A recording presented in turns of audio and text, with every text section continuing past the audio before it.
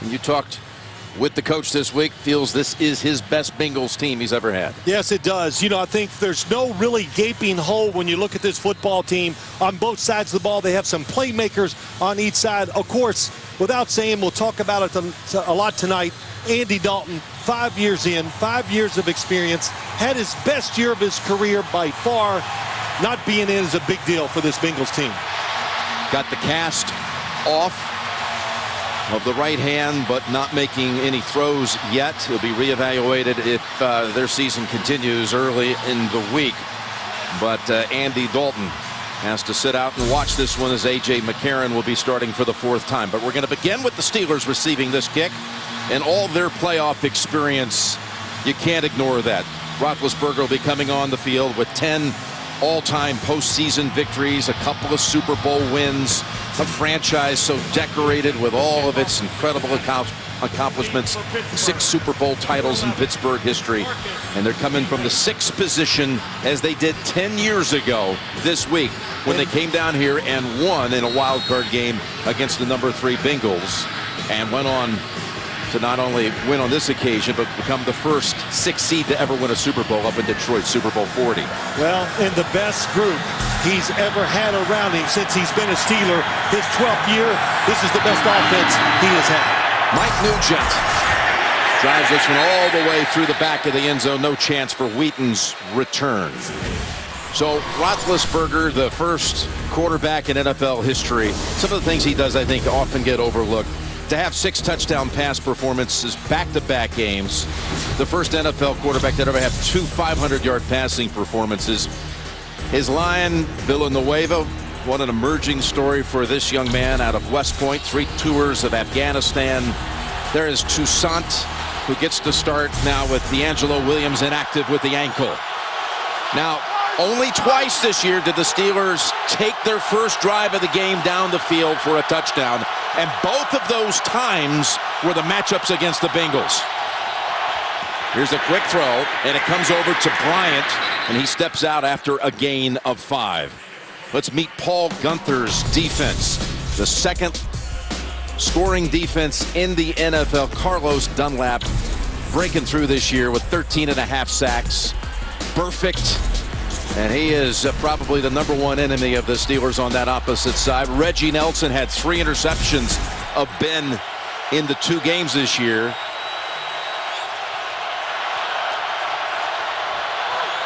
Second and 6. Here is the handoff to Toussaint, and there is perfect to throw him down for a loss of a couple. Well, Marvin Lewis said this before I even get in the game. You got to talk about Vontaze Burfict. When he's in that lineup, he changes their football team. He's so physical, emotional, very smart, makes a lot of plays, and makes a lot of what I would want to say solid tackles like we just saw that time. Maybe the word vicious is more like it. Yeah. Hayward Bay comes in as an extra receiver on 3rd and 8.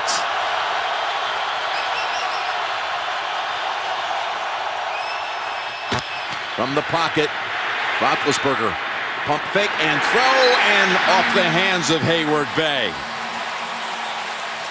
So no opening drive touchdown like the other 2 occasions against Cincinnati this year. 3 and out instead. Yep, Adam Jones on the top of the screen. Marvin Lewis, again, just talking about him, the best year of his career.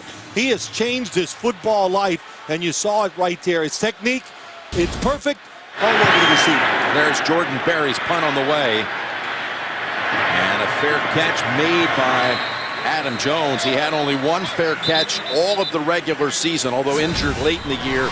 He only had 1 return over the last month and a half of the season. He's always a threat. Here comes McCarron now, with the 3 starts to close out the regular season, entering the lineup after the first quarter of that matchup against Pittsburgh on December the 13th. Whitworth, we heard from, on his way to a 2nd Pro Bowl. A.J. Green in the 2 games again this year had a touchdown in each. Over 100 in both games against the Steelers. 41-yard punt by Berry has Cincinnati's first snap from the 36.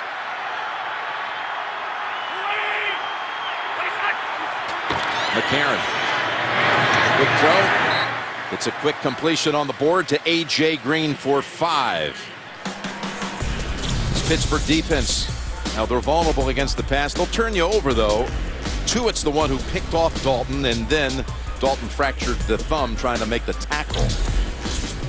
High praise about Tuitt from Coach Tomlin in our meeting yesterday. Lawrence Timmons, a linebacking core featuring all first-rounders. And William Gay had a pick 6 in the matchup against the Bengals just 4 weeks ago. Here's the handoff to Hill. And the early contact by Shazier. Shazier has the tackle for no gain. Well, McCarron, it's a big spot for him to come into, but this is a young man who's accustomed to being on a big stage. Yes, well, I think you said it right. A couple things. Take care of the football. That's always important for all quarterbacks, but especially young ones. He learned that at Alabama. He's transferred that here to the Cincinnati Bengals. And the offense, they said to us, we have everything in. Even though he's a young quarterback, we did not hold back on the game plan. Very important. Start. Offense, number 77, 5-yard penalty, 3rd down. So John Parry's crew will back him up 5 yards. Well, they gave A.J. McCarron an easy throw to A.J. Green. Boy, a lot of A.J., so I got to be careful here tonight. But they got A.J. Green involved in the game with that short pass. We talked about how important it is for A.J. Green and McCarron to have a solid night. Gio Bernard comes into the lineup. Here's Green to the near side on a 3rd and 11. Mohamed Sanu also enters the lineup. Here he is in motion. Pressure on McCarron, steps in front of it and is able to get it over to Eifert, who tried to fight for the first down yardage and stopped a yard short. Nobody really open quick enough for A.J. McCarron. The one thing they want him to do tonight, they had to get out of the pocket because Bud Dupree forced him up. But this is to play spontaneously. In other words, just like that. It just move, feel it, and they want him to, if the opportunity is there, to run with the football more than he has so far in those first starts. Kevin Huber to punt to the dangerous Antonio Brown, who has 4 career punt return touchdowns, 3 of them against Cincinnati. And he'll try the return. Slips by the first contact.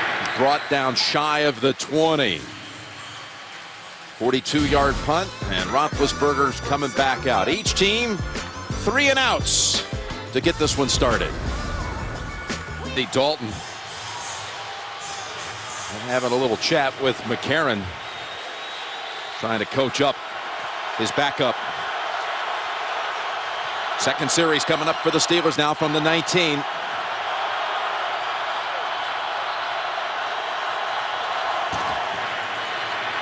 And Toussaint this time has a lane and gets about 9 running behind Alejandro Villanueva. Well, that kind of brings up what I want to talk about when you talk about what they're trying to accomplish tonight. You look at Ben Roethlisberger, he's got such great control of the football, Jim, that his decision-making has been too aggressive down the field, has led to interceptions. Now, the Bengals, they're hoping they can keep the defense back to stop all the pass receivers and not let runs like we just saw to Toussaint happen. So that'll be the big chess match, or a couple of the big chess matches here tonight. You see Heath Miller moving into a slot. There's a pass play for well, did he get the first down? Forward progress, they're going to have it.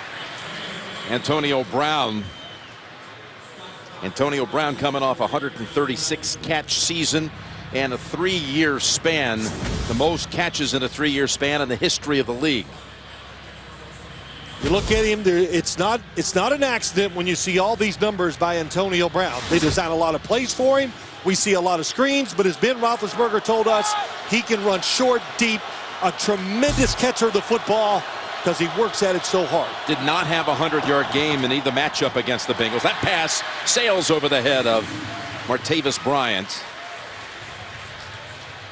As Mike Tomlin's brought the Steelers to the playoffs for the 6th time in his 9 years. 97 career wins overall.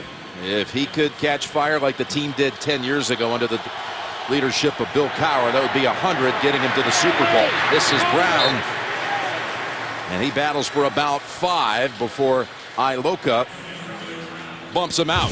Well, what do you want to do? You want to get the football to Antonio Brown. Watch from the outside. You see all the blockers coming inside, and he breaks to the out. Good block by Heath Miller.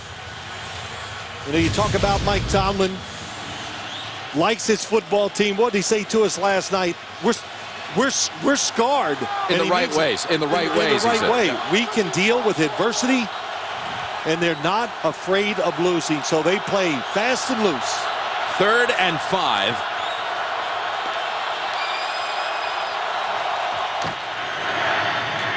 And that's Miller, and they collapse in on him and hold him short of the first down. Mauluga and others. Kind of tells you what this the Pittsburgh offense thinks about the Cincinnati Bengals. It's going to be a screen inside to Heath Miller. So that's about the 4th or 5th screen we've seen here to start the game. Why are they doing that? Because you have to honor the defensive pass rush by the Cincinnati Bengals. They have 4 guys who can get to the quarterback. Pretty good rain now falling here as Brandon Tate is back deep. Not Jones this time. Defense looks fast for the Cincinnati Bengals here tonight. That's what they said. We are fresh, healthy, and ready to go. A lot of hang time with this one.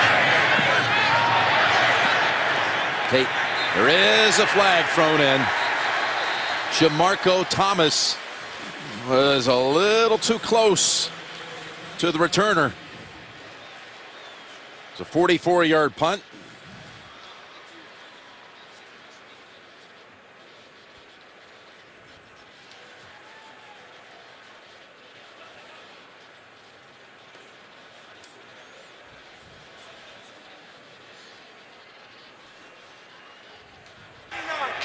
Kick catch interference. Kicking team, 15-yard penalty. First down. Timeout on the field. John Parry's all-star crew, not the only ones who saw that. There was A.J. McCarron on the sideline saying, hey, give me an extra 15 yards to start this next drive. The NFL on CBS is sponsored by Southwest. Transparency, low fares, nothing to hide. Batman vs. Superman from Warner Brothers Pictures in theaters March 25th, and by the all-new 2016 Honda Civic. The bicycle playing card's been produced here in this area for over 130 years. Here we go now with the penalty, bringing them out to the 29, and Jeremy Hill called on first down and clogged up for a loss of 1 by James Harrison. Tracy addressed it with Andrew Whitworth, and that's all you hear about with the Bengals' misfortunes in the postseason. The Bills have gone 20 seasons without a postseason victory. Lions 24, and now you see Cincinnati 24 seasons. Pass to the sideline, and it's caught by Marvin Jones, and a gain of 13. Marvin Jones looks like he gets both feet down. How about the cushion that time that William gave Marvin Jones? And that's why A.J. McCarron can make some of these throws down the field because of the soft defense or pass defense by the Steelers. How much do you think that playoff drought weighs on the mind of these players? Well, it bothers them during the week. They get sick of hearing it. But, Jim, I've been in some situations like this. When the game starts, man, you react and you play. There's a flag thrown.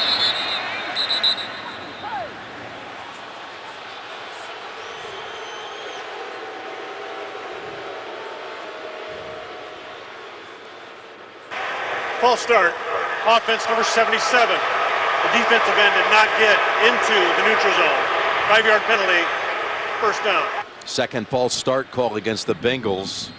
And never miss a playoff moment with the CBS Sports app. Every play, score, all the information from a Wildcard weekend through the championship. Download the CBS Sports app now. CBSSports.com/mobile. In fact, both of those pre-snap calls have come against Whitworth.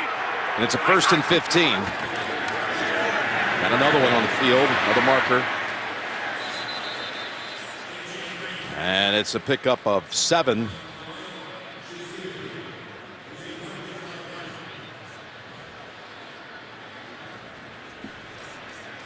We'll see if the catch by Green will hold up.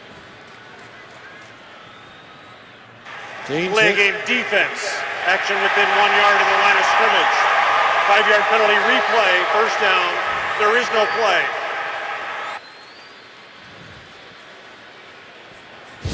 James Harrison moving a lot. Here's 92. Well, he's faking the snap. Little move there. He's got Whitworth twice. Now, James Harrison had very good success rushing the passer when they played a few weeks ago against Andrew Whitworth. I'm sure that's why Whitworth is on edge. 4 receivers stacked to the right, Eifert to the left. McCarron was wanting to go to his tight end and now forces the throwaway. So they load up 4 to the right, and they tried to get that one-on-one matchup for Eifert.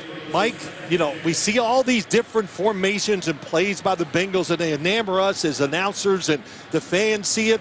And we talked to Mike Mitchell, the safety for the Steelers last night, and he goes, well, he looked at us and laughed. He goes, clutter. Not worried about it. It's not part of the game. You got to just, they're going to do a few odd things during the game. We're ready for it. Just be ready to stop their real offense when they run. Here comes a blitz on McCarron. Shakes off the hit. Now looking for a place to go, and the Steelers will get credit for the sack. It's Harrison.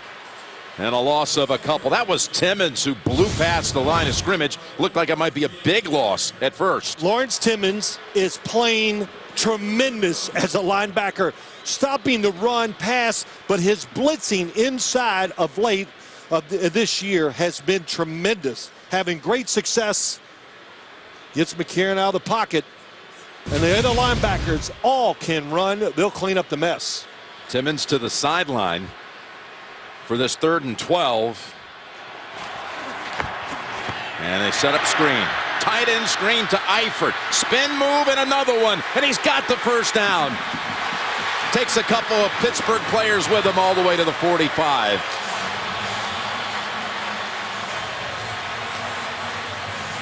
Pirouettes twice to try to find that first down yardage, and he got it. Watch the 2, right guard, right tackle. Good block on the outside by Eifert. The defense, they're playing the 3rd and long. Everybody's so far back, they can't react fast enough, and Eifert, look, tight end, very good athlete, gets the extra yards. First time either side has been past midfield, and Hill, with his 3rd carry, he has been contained each of the 3 times he's carried it. A loss of 1 that time. Heroic, emotional, and heartbreakingly real. A powerful new Code Black you won't want to miss. Wednesday at 10, 9 Central. Only CBS. Well, so far when you watch the Steelers defense, it has its problems against the pass. Very good against the run because everybody throws the ball a lot of times against them. But the linebackers are active, and right now they're winning the battle against the Bengals. 2nd and 11. McCarron threads it to Eifert with 2 Steeler defenders right around him. Shazier and Blake were there, but it's a gain of 8 for Cincinnati. Well, Eifert's taken some big hits against his team, hadn't he, Jim? And in right between the 2 defenders, it looks legal. Blake hits him in the chest with the shoulder. That's clean, and then Shazier from behind. So, look, they're all looking at the quarterback. So when you catch the football down the field, you have to know that they're going to be closing fast on the defensive side. Now, Eifert was concussed in the game here December 13th by Mitchell and had to miss a couple of games after that. 3rd and 3 for the Bengals. And it falls incomplete. Well covered that time by Robert Golden, as McCarron was trying to feed it again to Eifert. Yep, Golden all over it, reading the quarterback. That's what he did. He didn't read the receiver. The whole time he was looking at A.J. McCarron. Look, nothing against A.J. McCarron. Young quarterback, very little experience, and they're going to react to the first thing he looks at in this game. That's one thing I've heard from the Steeler players and the coaches. 4th and 3, they will not entertain the idea of a 56-yard field goal attempt. Harriman is the up back here. Huber standing near midfield. Takes something off of this one. And gets the great bounce down to the 6. And it's covered up by Tate. So the Steelers will start back at their own 6-yard line. Tonight's Next Gen Stats are brought to you by Tostitos. Bring the party. Huber for the 2nd time pinning the Steelers inside the 20. In fact, on this occasion, inside the 10.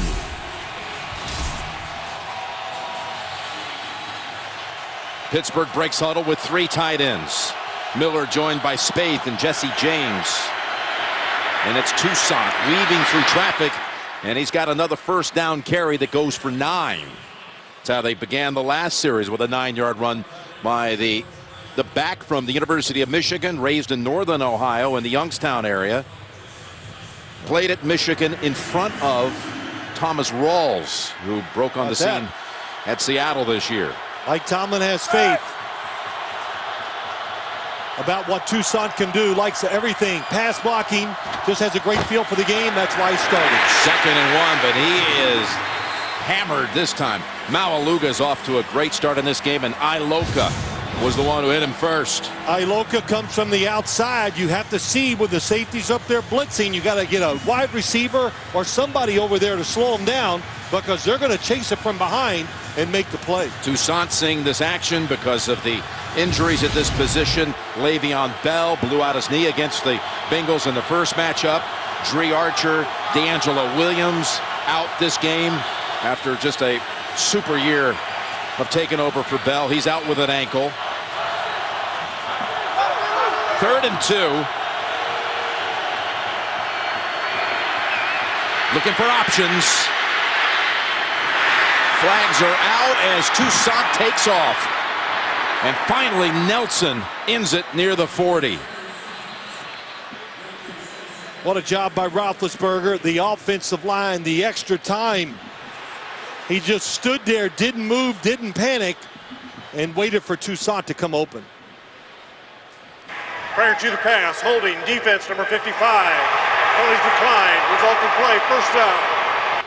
Boy, Toussaint did not have a catch all regular season. This one goes for 27.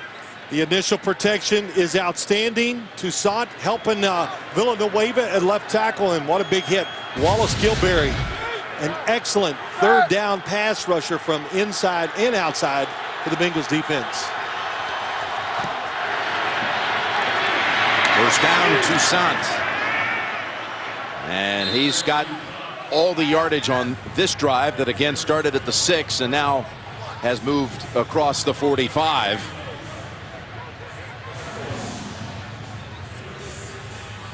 Williams with 907 yards. Go with 11 touchdowns. Bell, that injury back on November 1st. Toussaint, 42 yards in the regular season. We saw Williams on the sideline. Todman's in the backfield on 2nd and 4. Here's his first carry. Nice cut. And again, what a move. Finally, Nelson shoves him into the bench. Look at that, Keith Butler getting into it on the sideline. Here we go. No, I'm sorry, that's Mike Munchak, the offensive line coach. With Reggie Nelson. But what a cut by Todman to get that big play inside, takes it outside, picks up the extra yards. Well, there is a flag in the mass of people over there. We were wanting to make sure the players kept everything under control. We forgot to say the coaches too.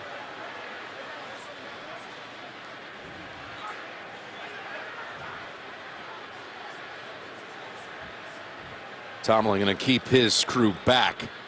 This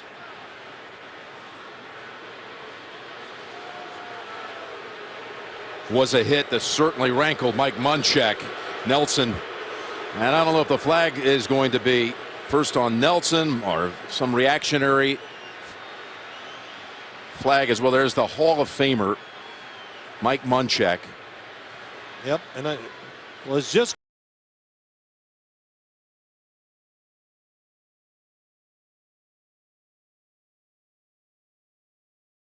Down will count. 15-yard penalty, first down, Pittsburgh. see what a job he's done with this offensive line this year. With the cut, Todman gets pushed outside. No flag for that. Yeah, Munchak actually grabbed Reggie Nelson and kind of threw him towards the bench. That's what they saw.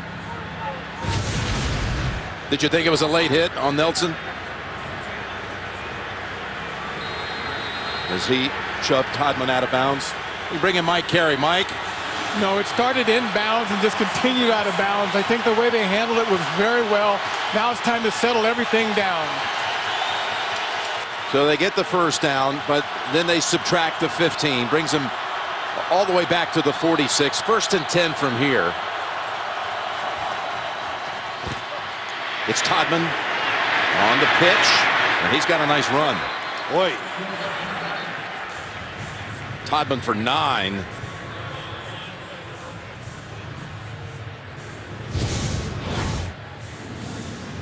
Comes in and out of bounds. There's Munchak. They running each other. Could have been, you know, maybe it's not the action, Jim. It could have been the fact that there was some words said, who knows what. That'll settle everybody down, that penalty. That'll settle both sides down, knowing that the officials, they're going to call this tight, and rightly so. 2nd and 1. Toussaint has the first at the Cincinnati 40. Well, you're worried about the pass. You think, well, Pittsburgh doesn't have the running backs. Not enough guys up there to stop the run. Pittsburgh doing a good job. By the way, they had 50 yards rushing in the quarter, which has come to a close without a score in that quarter. 0-0 after 1.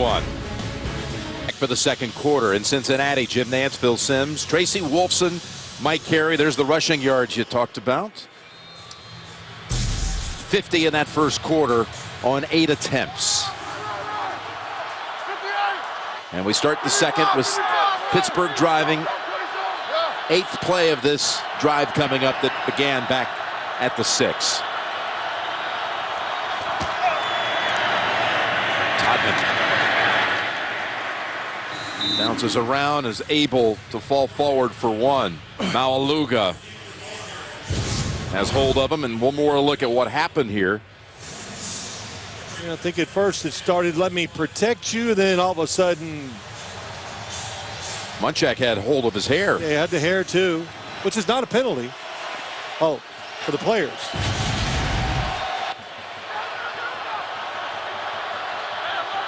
Second and 9.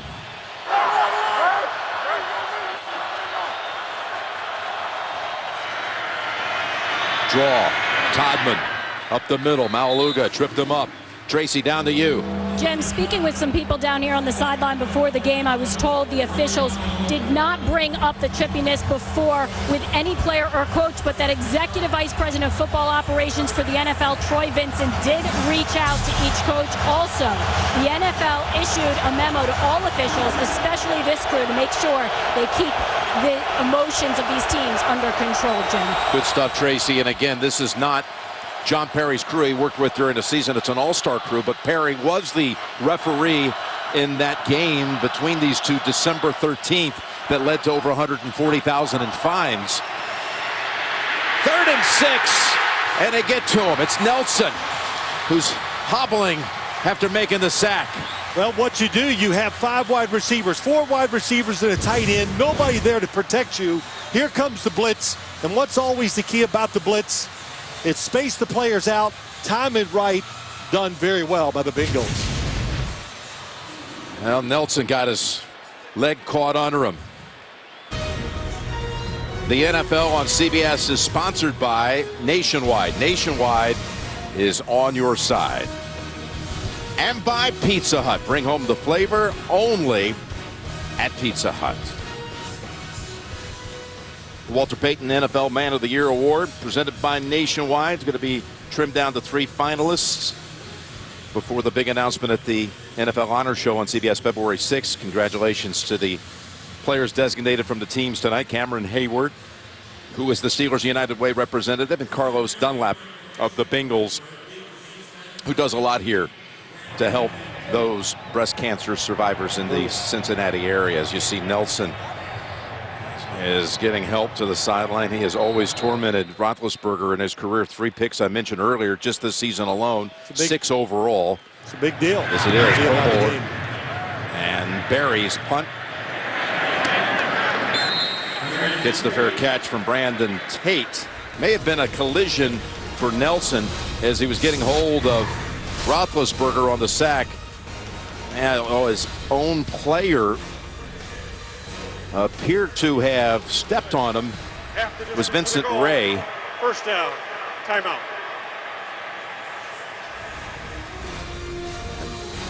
By the way, a holding penalty too on the punt receiving team. So the Bengals backed up. It's an all-new Late Show with Stephen Colbert. He's got Angel from Hell star Jane Lynch, and then of course James Corden, all new Monday CBS. So the fair catch had come right between the 12 and 13-yard line. It was a penalty against Cincinnati, and half the distance has them beginning near the 7 with Hill. Dupree, the rookie first rounder, on his back right away after a gain of 2. It did not look good as Reggie Nelson was helped to the Cincinnati locker room. Could not put any weight really to speak of. Watch his left foot. Steps on Vincent Ray, his teammate, as he came through. Watch it turn there. Oh boy, it really does. You could see the twisting left ankle.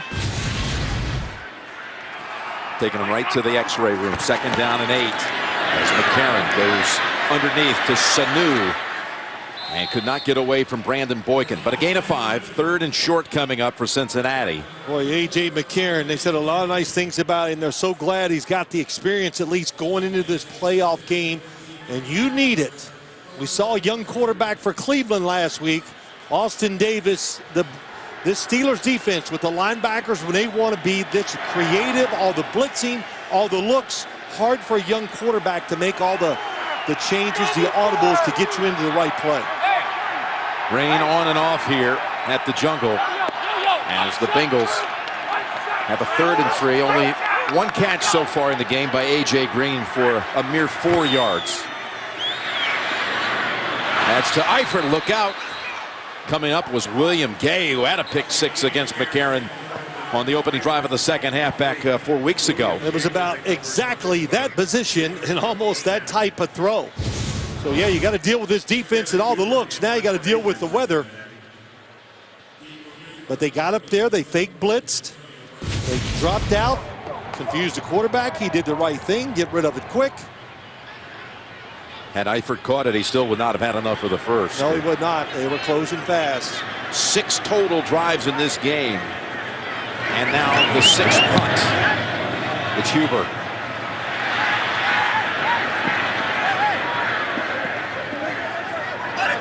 He's going to get a good number off of this one as it finally dies near the 35. 51-yard punt. In a scoreless game here in Cincinnati. Look at next-gen stats presented by Tostitos, and let's talk formation. Well, here you go. The Steelers, what do they do the best? They have 1 running back, 3 wide receivers, 1 tight end. Look at the yards they get when they go against the whole league. What do they get against the Bengals? Much tougher. The Bengals know this offense. They have good defensive backs. They can cover, and we've seen that here tonight. That's Toussaint for 2. Maualuga on another tackle, and with Nelson out, Cincinnati has brought in Sean Williams at safety, his 3rd year out of Georgia. He had a interception in the first matchup this season against the Steelers. That's right. I'll just say this one more time. Maualuga and Burfict are everywhere. And Marvin Lewis has said when you put the 2 of them in there together, it just changes their defense, changes the personality of the team, and they've made a lot of plays here tonight. 2nd and 8. Play action. And Roethlisberger saw this, had no chance. Heath Miller was in the area. Up screen to even Heath Miller. How about, here we go, perfect. Right off the start of the game just says, here I am. And then how about Maualuga? He's done this about 3 times. Just crushes the screens to the outside, making them worthless. And then Maualuga just overpowers Cody Wallace, gets in the backfield with Iloka and makes the tackle. So, see, I saw it and we showed it to you. That's how they're playing. Both teams are 1 of 4 on 3rd down. This is a 3rd and 8 for the Steelers. Green's coming down pretty strong. Roethlisberger's throw in the area of Wheaton, incomplete. Took too long. Ben Roethlisberger, he knows he's played against the Bengals enough. Wheaton to the outside against Adam Jones. Nice job, sells it in, sells it out. But the football's gone because, like I said, took too long. He knows that pass rush is coming. Brandon Tate back at the 18-yard line. Here's Barry. This is returnable. Got by Thomas, and then was met by Moats near the 30. 44-yard punt as McCarron comes out. He's 6 out of 9 for 55 yards. The playoffs began down in Houston with the Chiefs just annihilating the Houston Texans from the get-go. They scored 11 seconds into the game on the Nile Davis 106-yard kick return. We are now fumble and fallen on right away by McCarron. We're 19 minutes into this game with no points. Well, let's see. Let me make an observation here. The Knight got to stay in there. The rain, yeah, he's under there. The football just a little off center. But the defenses, Jim, we talked during commercials, and both look fast, fresh, tough on both quarterbacks so far. It's one thing. Paul Gunther, defensive coordinator for the Cincinnati Bengals, says we're physical, we're healthy, and we've seen that so far against Ben Roethlisberger. 2 first downs produced by Cincinnati, 4 by the Steelers, and a 2nd and 11. McCarron. They've got him, and the ball is on the ground, and Bowling is there to fall on it. So 2 straight plays. Cincinnati has the ball come out of their hands for a moment. There's a loss of 12 here. Hayward was the one who knocked it out. Yeah, they moved the line. They switched positions. They gave Cameron Hayward the edge to come all the way around. C97 caught A.J. McCarron. Really, it happened so fast, caught him by surprise, and one of the reasons why he fumbled. He had 2 hands on the football also, so you can't say it was bad mechanics by the quarterback. 3rd and 23. You could smell draw coming all along. It's Bernard to the 31. Helps change a little bit of the field position as he gets some of the loss back. That's a rush of 14 for Bernard. Well, everybody involved with this football, the snappers, the holders, the kickers. You know, Jim, it's raining now. So I don't care how much you've rubbed those footballs up and how good they feel. With this type of rain, it's going to cause a problem.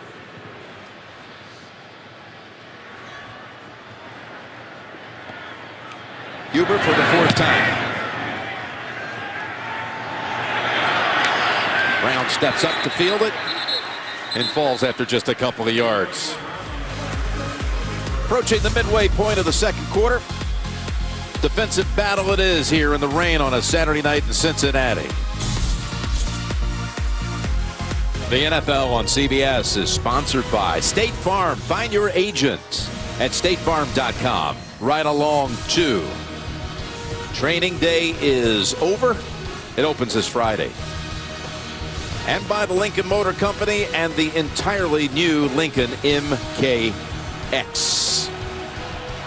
Well, boy, I hope Tracy Wolfson brought her rain gear. No kidding. Sorry, Tracy. It's nice and warm up here. Reminds her of a few Saturdays down in the SEC. Yeah. Days of yesteryear. 1st and 10. Toussaint. He's got 4. On Super Bowl Sunday, Pepsi presents the biggest concert of the year, the Pepsi Super Bowl 50 halftime show. And for the first time ever, Pepsi is giving fans exclusive behind-the-scenes access as the show comes together. Go to Pepsi.com for more details.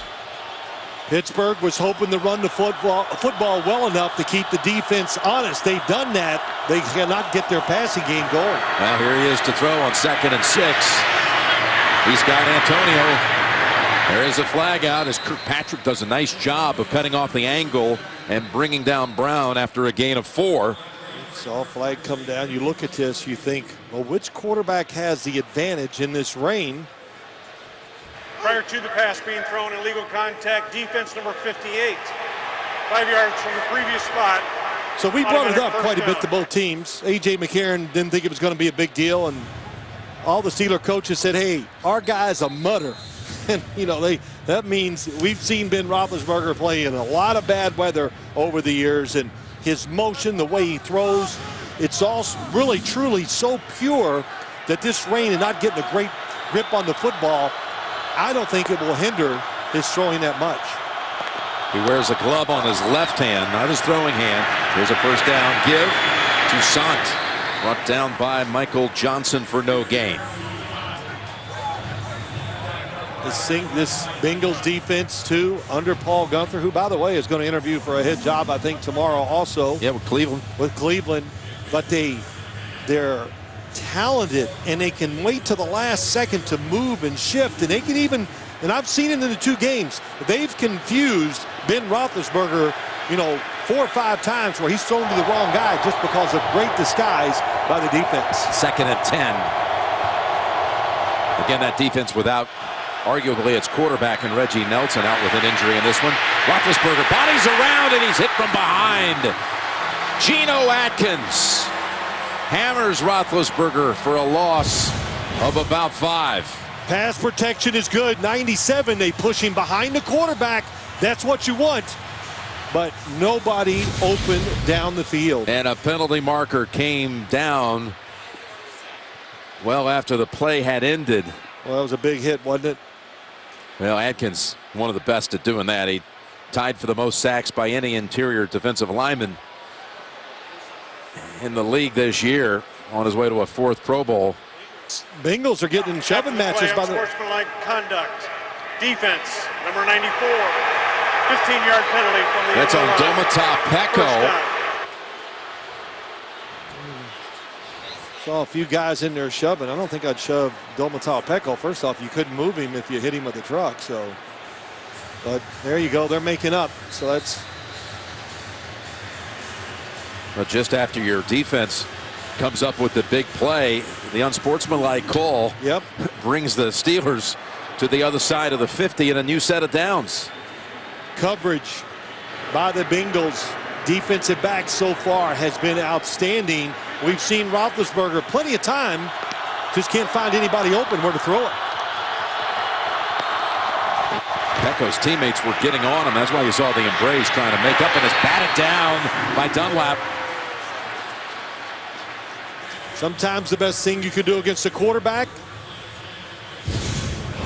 Hey, on the penalty at bottom of the screen, Bengal with the cape on. It was Peko. Yeah, he came onto the field and shoved the Steeler in the back. Wow, well, he's protected his teammate, but we talked about it from the beginning. That's a good call and just a bad play by him. No other way to say it. Took away a really good play by the defense and gets the Steeler in good field position. And 2nd and 10 to Wheaton. Got him by the ankles and the ball's down. And I think Cincinnati has the recovery. Cincinnati football recovered by Iloka. Perfect had the hit that got the ball out of the hands of Marcus Wheaton. We are seeing playoff defense out here tonight so far. And really, it wasn't anything to do exactly with Perfect. It's just that Wheaton lost control of it.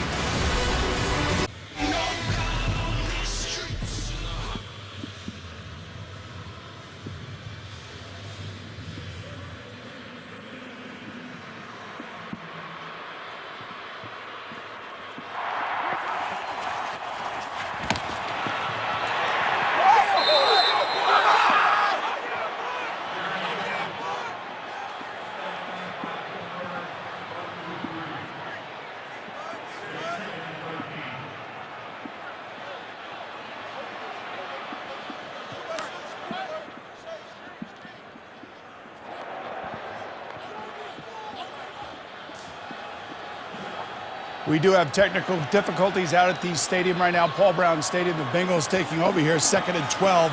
A.J. McCarron dropping back to pass. Incomplete.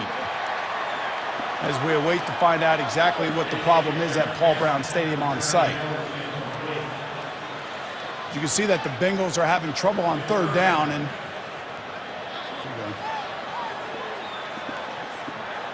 all right, let's go back to Jim Nantz as we finally restored the connection. Back to Jim Nantz at Paul Brown Stadium. I want to apologize for that brief technical glitch.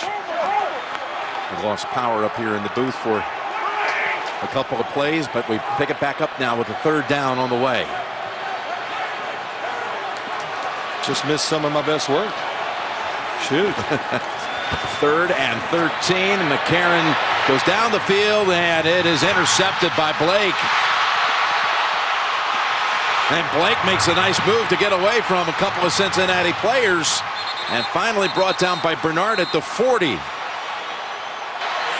You got to respect the defense, but A.J. McCarron, you got to respect the score in this rain. He tries to throw the football deep down the field. Little out and up. It's not open, and it's badly underthrown, and it's underthrown for the main reason, just the rain. The football does not come out of his hand cleanly, and it ends up about 10 yards short of where he wanted it to go. He had not thrown an interception in his 3 starts. Again, he had picked up action for the last 3 quarters of that matchup against the Steelers and had thrown a couple of picks in that one, but not another one until now. Toussaint cuts back to the left and brings it to about the 37. How about Toussaint? I mean, isn't it amazing, Jim, when you think about it? You go, oh, it just shows you how many good players. That right there, he looked quick, fast, good decision, made the cutback, and picked up good yards.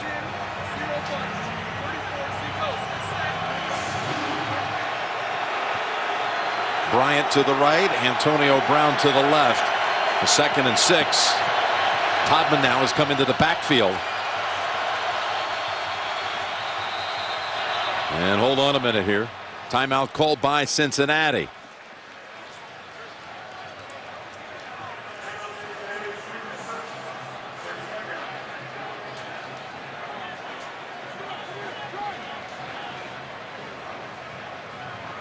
Now that McCarron throw, he's not wearing a glove. No. I know you have been one that believes in that. Well, listen, we asked him about the glove, and he goes, you know, it's fine. He said all these things, but it only takes one little throw where it sticks to your hand or it doesn't come out the way you want, and that scares you from wearing it. But I don't know if he's worked a lot with it, but I think it's a situation. Go to the sideline, check it out, test it out, and see if you like it and go with it. Wants him down There the you go. sideline. There you How go. about that? Boy, Jim, you're right on it. And he's going to put these gloves on. And I watched him throw yesterday in the rain. yes, And it was a struggle. it was a struggle. Yes, you were in practice yesterday. Going to have to go to it. 2nd down, handoff to Todman, who has made some explosive runs when given the chance, and he's got another 8. Well, he's, as Mike Tomlin would say, he's a slasher. There's the Heath Miller gets the edge. You can see that he just waits and then has that ability just to jump it outside and pick up the yards. And here we are. Everybody's asking, well, what's Pittsburgh going to do for a running game? And we're trying to talk about it. You see what the 2 running backs have done so far. Running the football, not the problem. Getting receivers open, that's the problem for the Steelers. 1st and 10. This time only 1. Mauluga there to meet him. Tomorrow on CBS, as you see a flag come down, what does Vladimir Putin's war in Syria look like? 60 Minutes goes to the front lines to find out. Plus, after 30 years on death row, follow a wrongly accused prisoner as he becomes a free man. 60 Minutes tomorrow, only CBS.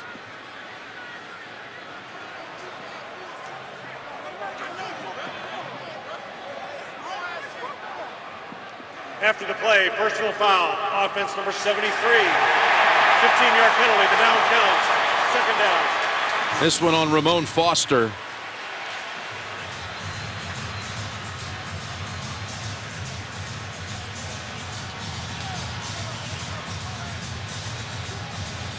Well, number 73, Ramon Foster, shoves. Yeah, perfect. Right there in the middle of your screen, pushes him late. And are you surprised there's a flag thrown with that? I'm not. You understand the situation. You knew it before the game. Jim, you showed the officials at the 50-yard line, making sure there was going to be no altercations. The players should have seen it. You should know the flag is going to be thrown. 2nd and 25. And Roethlisberger goes down the field. Open is Brown. And he's got the catch near the 20. Beautiful. Sean Williams was back there defending. Williams in the game for Nelson. There's a guy underneath and then one deep. And Ben Roethlisberger, well, he answers some questions. Beautiful touch on the football down the field in the rain. That's what he told us last night. Don't look at Antonio Brown as just a guy that catches a lot of short passes and screens. Tremendous route runner. Good example right there. He picks up 23.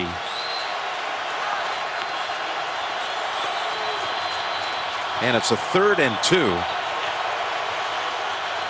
Got to get to the 19. Here comes the blitz. Perfect over the top. Pass. There was contact.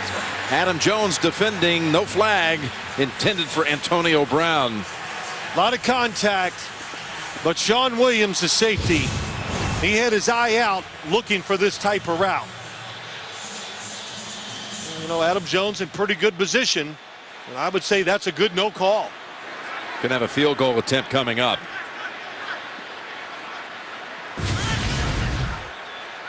Chris Boswell, first-year kicker out of Rice University down in Houston. And what a signing he's turned out to be.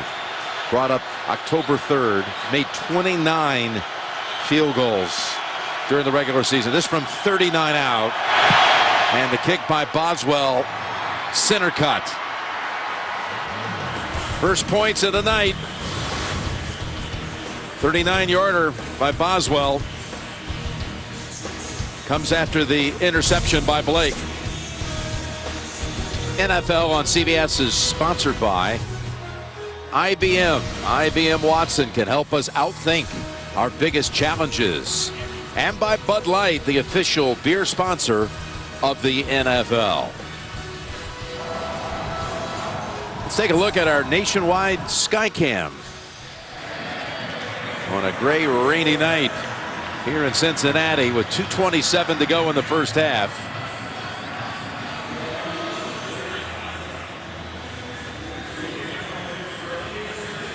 Adam Jones is the deep returner. Pearman just in front of him.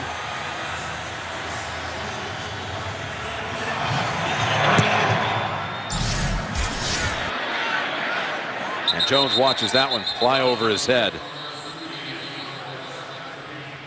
Andy Dalton, Phil, we got more pushing and shoving up here near the 20-yard line, and the officials step in quickly.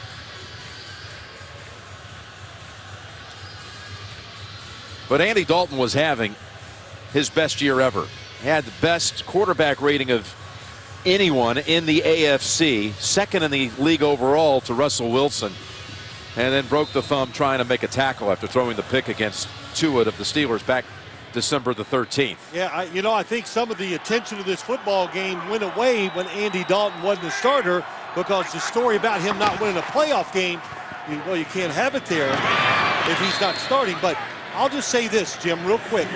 When you're hurt, especially as a quarterback in this situation, it was almost where Peyton Manning was last week. We didn't quite get to it, but you feel ostracized. You're not part of the team, no matter what you do. And it has to be a terrible, of course, we know it's a terrible feeling for Andy Dalton right now. Would have been a terrible feeling for A.J. McCarron had Shazier held on to that one. But that's the way the league is. It moves on. The team is behind A.J. McCarron. And I'll say this also real quick. Just watching that throw, those gloves helped a lot. I mean, the ball came out of his hand cleanly, had a little power on it. Well, it's got to be strange to him to come in and now resort to the gloves after throwing the interception in game action, knowing you weren't comfortable enough to start the game with it. Now, see what he has on this pass. 3rd and 6 on the way. 2:02 to go. By the way, the Steelers have 3 timeouts if they're able to make a stop here. Pass got a little high. No doubt about that. It was intended for A.J. Green. That have anything to do with the gloves? That one being high? He threw it where he wanted to. He threw a lot of these in the first game against the Steelers when he came in. That was just a little off target. Bengals are going to punt coming out of the 2-minute warning. Very short work once again on that last possession as Huber hits the ground. There is no flag, and the fair catch is made at the other end by Antonio Brown. It's been a very quiet first half for A.J. Green. It has, and I know they'll go in at halftime, and they're going to have to make some adjustments and find ways to get him the football open there. And you sometimes think, look right here, you say, well, he's open, but if the quarterback looks that way, Shazier, number 50, is going to get there. You got to move him around, get different formations, and we know Hugh Jackson's on the sideline. He has that play sheet you look at, and there's a big section of it that just says A.J. Green, because they have a lot of plays specifically just for him. He did not play in last year's postseason game, a loss at Indianapolis, out with a concussion that came from a hit by Mike Mitchell late in the year. 51-yard punt sets up the Steelers back at the 25, and then the little throw to Toussaint, and he's got 16. Let's go down to Tracy. Well, thanks a lot, Jim. As you mentioned, Fitzgerald Toussaint, well, I was told that he was going through the concussion protocol, but he is out there right now, so looks to be good for Fitzgerald Toussaint, Jim. He's made some plays. He definitely has. 10 carries for 38. And now 2 catches for 43 for Toussaint. That's Heath Miller. He had 10 catch performances in both games this year. Kirkpatrick gets up limping on the tackle. And the clock runs down inside of 1:30, Phil. Yeah, it does. Good. Not a big rush here by Ben Roethlisberger. Doesn't need to because he has 3 timeouts. But that's why Heath Miller catches a lot of passes. He blocks, then releases. The defense drops back. Yeah, Ben Roethlisberger throws it short. The officials stop the action because Kirkpatrick has now fallen to the ground. They've already lost, of course, a hugely valuable part of their secondary on Reggie Nelson.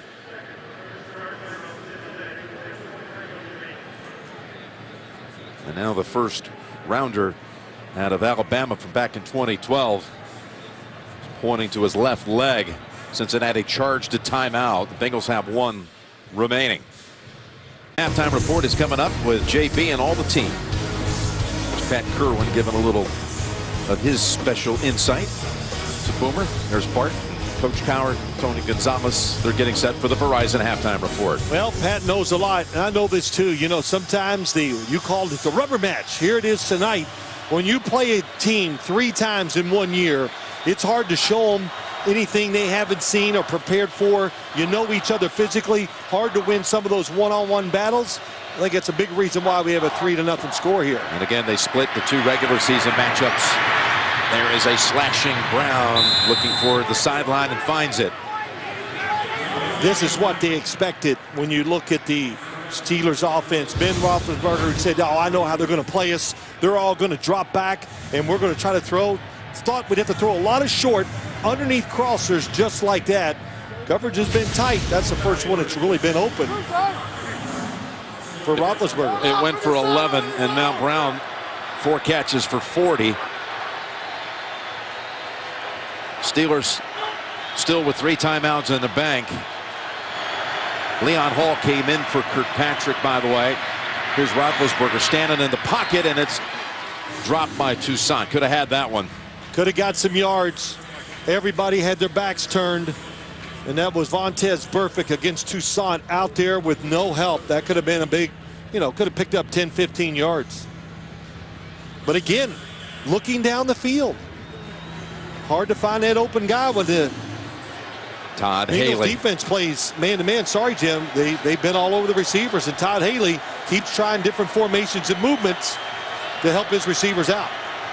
2nd and 10 with 1:05 to play in quarter number 2. Chris Lewis-Harris has come in as an extra defensive back. Marker down at the line of scrimmage. Open in the middle of the field is Brown at the 27. I think it's going to be an illegal formation. Martavis Bryant didn't line up on the line of scrimmage. The play went for 17. Illegal formation, offense. Number 73 was the end man on the line of scrimmage. 5-yard penalty. Replay, second down. Call it on Foster. Yeah, but it's going to be the tackle. Look to the bottom of the screen. Here's the end man on the line of scrimmage. Wide receiver, that's a tackle. He's got to be up on the line of scrimmage to cover. The tackle did not. That's 78 Villanueva, but it's not his fault.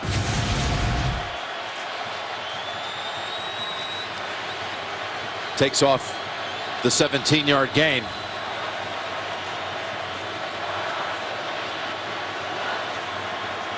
Just received word from the Bengals bench that Nelson will not return.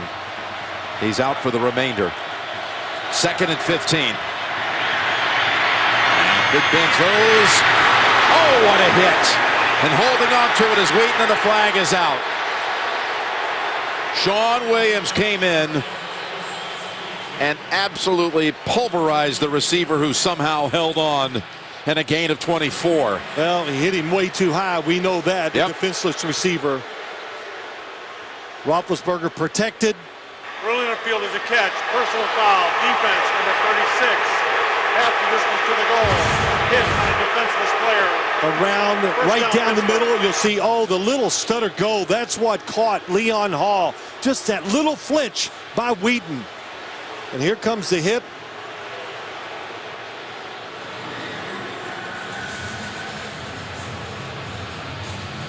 Hits the helmet with the shoulder. And you know what? When you hit high, it's tough for these defensive backs, but they're learning to protect each other, that receiver and themselves out there. But when you, even if it's close, they're going to throw the flag in a situation like that, and that was a good call. Well, the call brings Pittsburgh to the 12. What a route, though. What a throw by Roethlisberger. Who's throwing again. And it's incomplete. Brown, the receiver. Ray on the coverage. And again, the Verizon halftime report is on the way. They'll have the video recap of Kansas City's impressive performance today in Houston. The Chiefs winning again. Now their 11th straight win. Yeah, it was impressive. It was methodical. A lot of good play by the Chiefs. Defense was awesome, just like we're seeing in this game here tonight. If Pittsburgh wins this one, Kansas City goes to New England. It's Cincinnati. And that would send the Chiefs out to Denver as Toussaint's held to no gain. And a timeout call here by Pittsburgh. Still two remaining.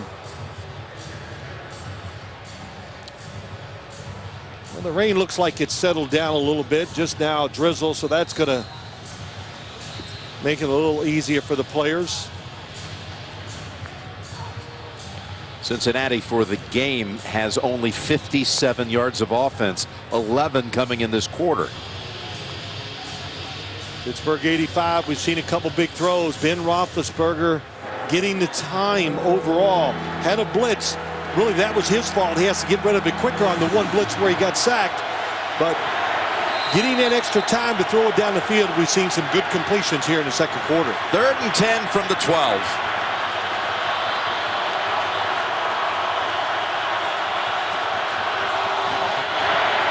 Here's Roethlisberger to the, oh no, it's short of the end zone. It's off the hands of Ray. Not sure where he was going with that one. There was only Vincent Ray in the area. I think he had Antonio Brown. Antonio Brown's trying to run the route where he comes inside and stops and goes to the back of the end zone. There he is. He's wide open. Well, I don't know if he's going to be wide open. Looks like there's a defender closing. Watch 84 staying up the seam. Hit Ray's hands almost 10 yards in front of Antonio Brown. That brings Boswell back out. That's a big stop by the Bengals defense. 30-yard attempt coming up for Boswell. Got away with the interception, that's for sure. And the kick is good with 33 seconds to go. before halftime in a 6-0 Pittsburgh lead.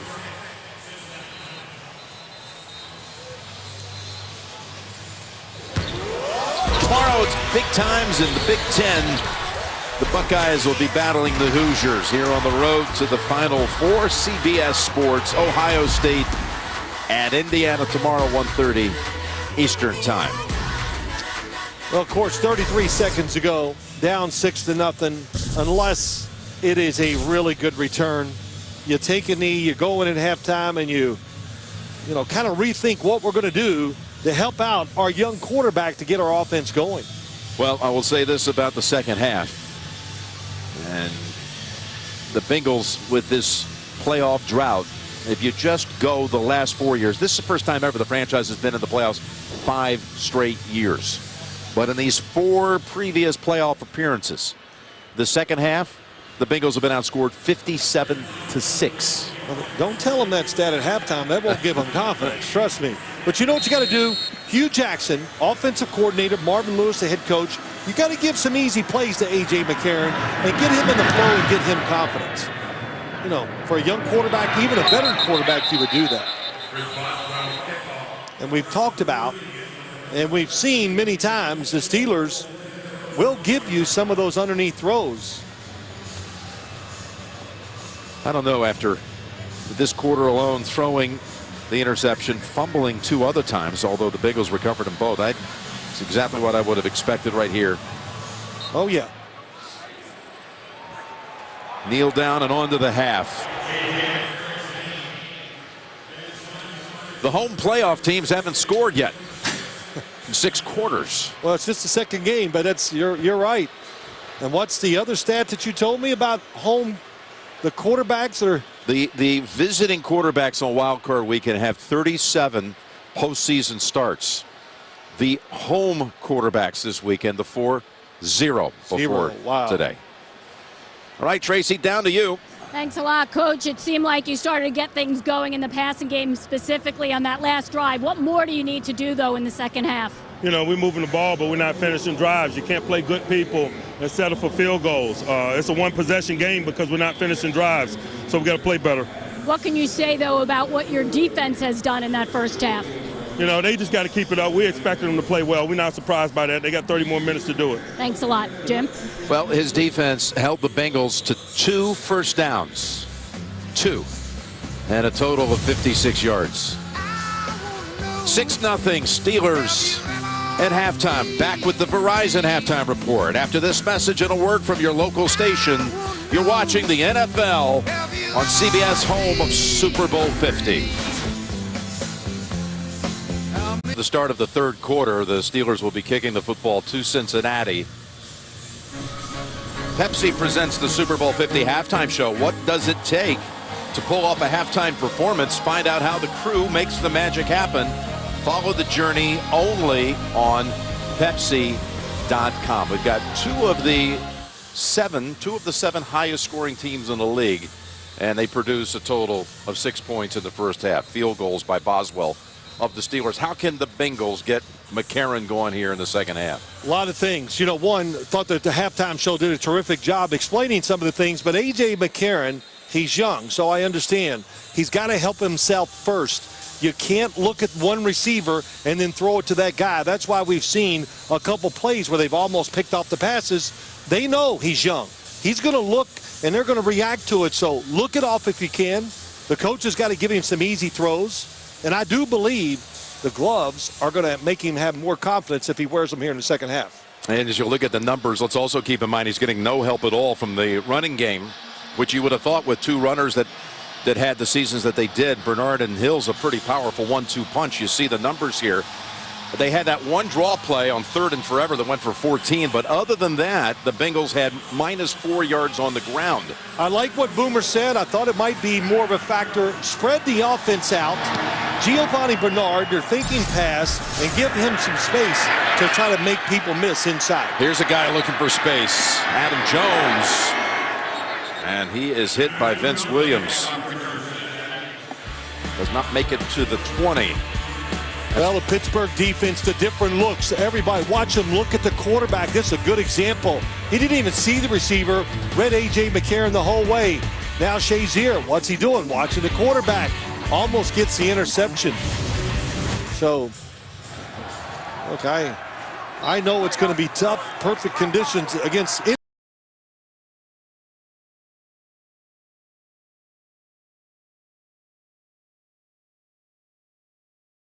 a couple. That gives him now 6 carries for -1 yard. And let's go down to Tracy.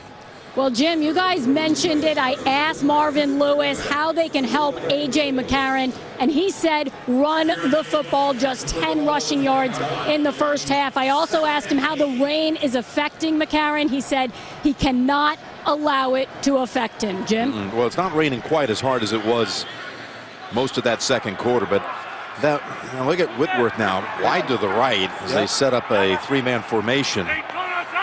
2nd and 8. And a quick toss hammered down right away. Marvin Jones hit by Gay. Picks up 5. That was one of those formations trying to get some rhythm to the offense. 0-13, trailing at any point in the postseason all time. The good thing is those first 2 plays makes it 3rd and very manageable, where a short throw is going to pick up the first down for A.J. McCarron. Well, you got A.J. Green at the top. Gay is on him. Again, 1 catch for Green for 4 yards. Here's the 3rd and 3. McCarron goes on the run, and he hits his target. It's Sanu for the first down. Again, just the 3rd first down of the night. Excellent job. Nobody is even close to being open, so this is what we said early. Just let your instincts take over. He's had a lot of snaps, played a lot in college, and his movement allowed Sanu to get open outside. You think it's going to be open up top? No. Over the middle, it is blanket coverage, but the movement helped A.J. McCarron that time. First down since 5 minutes to go in the first quarter. Over 22 minutes on the game clock since their previous first down. Here's McCarron loading it up and overthrows his target and almost got intercepted by Blake for the 2nd time. I'm not sure whose fault that is. A.J. McCarron threw it exactly where he wanted to. He thought A.J. Green was going to keep going to the sideline, but he stops. So, watch, gets outside, coverage underneath. Well, he's stopping the whole way, so somebody made a mistake. 2nd and 10. Hill finally has an opening, has a first down and a whole lot more.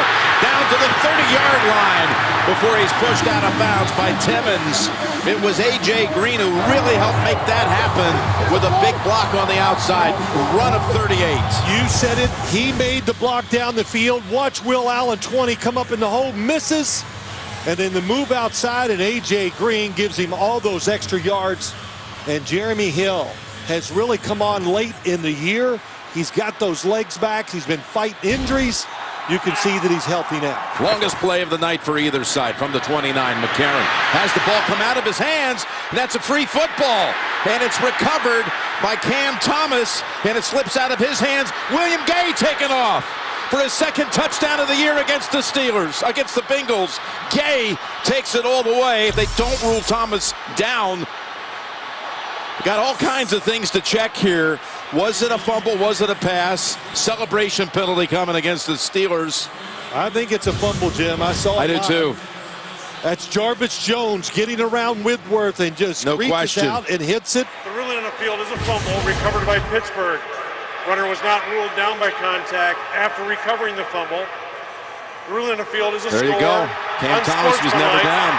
Pittsburgh after the play, 2 players demonstration. That penalty will be enforced on the succeeding kickoff. Well, they were moving the football too. Got some first downs. He was going to throw it short. Had a completion. Just had the big play for 38 yards. Hand coming forward. It's an absolute fumble. Mike Carey, there's no chance that could be ruled a pass. No, the ball comes out clearly before the hand comes forward. That's a fumble. Covered by the defense. How about Thomas? Did you see him, the ball come out before he was down? Now let's check that one out too.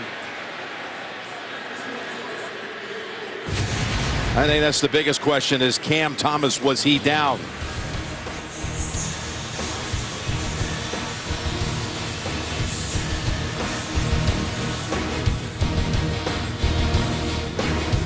Gay return will not stand. This was Cam Thomas making the recovery, and he is down, tackled by Bowling. After reviewing the play, after the recovery, the defender's left knee was down at the 49-yard line. It'll be 1st and 10 Pittsburgh, but after the 15-yard penalty at the 36-yard line, right hash. Please reset the game clock to 12-13, 12-1-3 on the game clock, please. So the unsportsmanlike conduct penalty remains in effect, and it'll back him up all the way to the Pittsburgh 36. Yeah, I mean, it's everything turned out as well as it could for the Cincinnati Bengals. The fumble, you think you've given up a touchdown, you get the penalty. Of course, the A.J. McCarron had some rhythm. They picked up some first downs, was going to throw a little check down that was going to be complete. But Jarvis Jones made the big play. Drake Kirkpatrick, who was injured late in the first half, is back out at corner. And here comes a end around for Bryant. Oh, look at him get through traffic. And there's Kirkpatrick I just mentioned, trying to give chase to Bryant and forces him out of bounds near the 20. Boy, he's playing with the purpose that time. We saw him make a mistake lining up, but they faked the run. Look at Heath Miller, Toussaint out in front, and Bryant, just a good read, cuts it back. They warned us, said, look out, he's going to have a big game tonight because he had to deal with a little adversity during the week. Great piece of running here. Look at him cut back to the other side, 44 yards. What a good job by Kirkpatrick. Just put his head down and stayed with it. And he's hurt again. I just finished saying that he had returned after being shaken up late in the second quarter. Now he's able to at least jog to the sideline, but the Steelers have it. 1st and 10 at the Cincinnati 20-yard line. You know, plays like that work. They've been running the football well enough, Jim, and you know, you got the quarterback, the wide receivers, a lot to look at. So when they come out there with reverse, and that's always a staple. Todd Haley's always going to have a reverse in every game plan. We know about all the screens. He's going to make the defense sit, read what he's doing, then react. He's just not going to let them get free runs the whole game at his offensive players.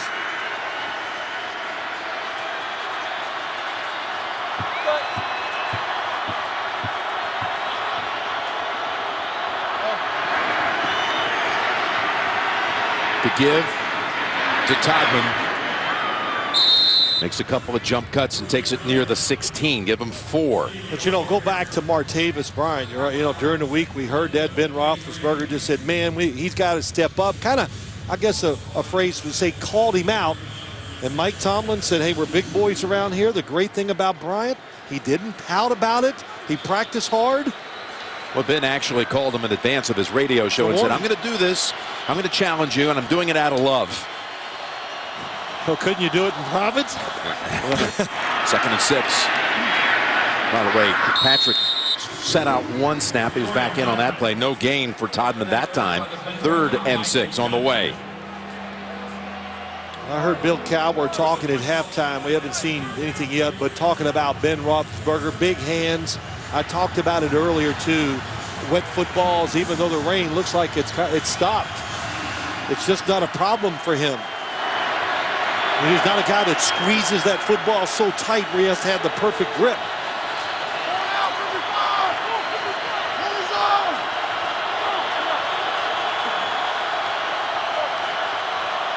Hayward Bay, the extra receiver. From the 16.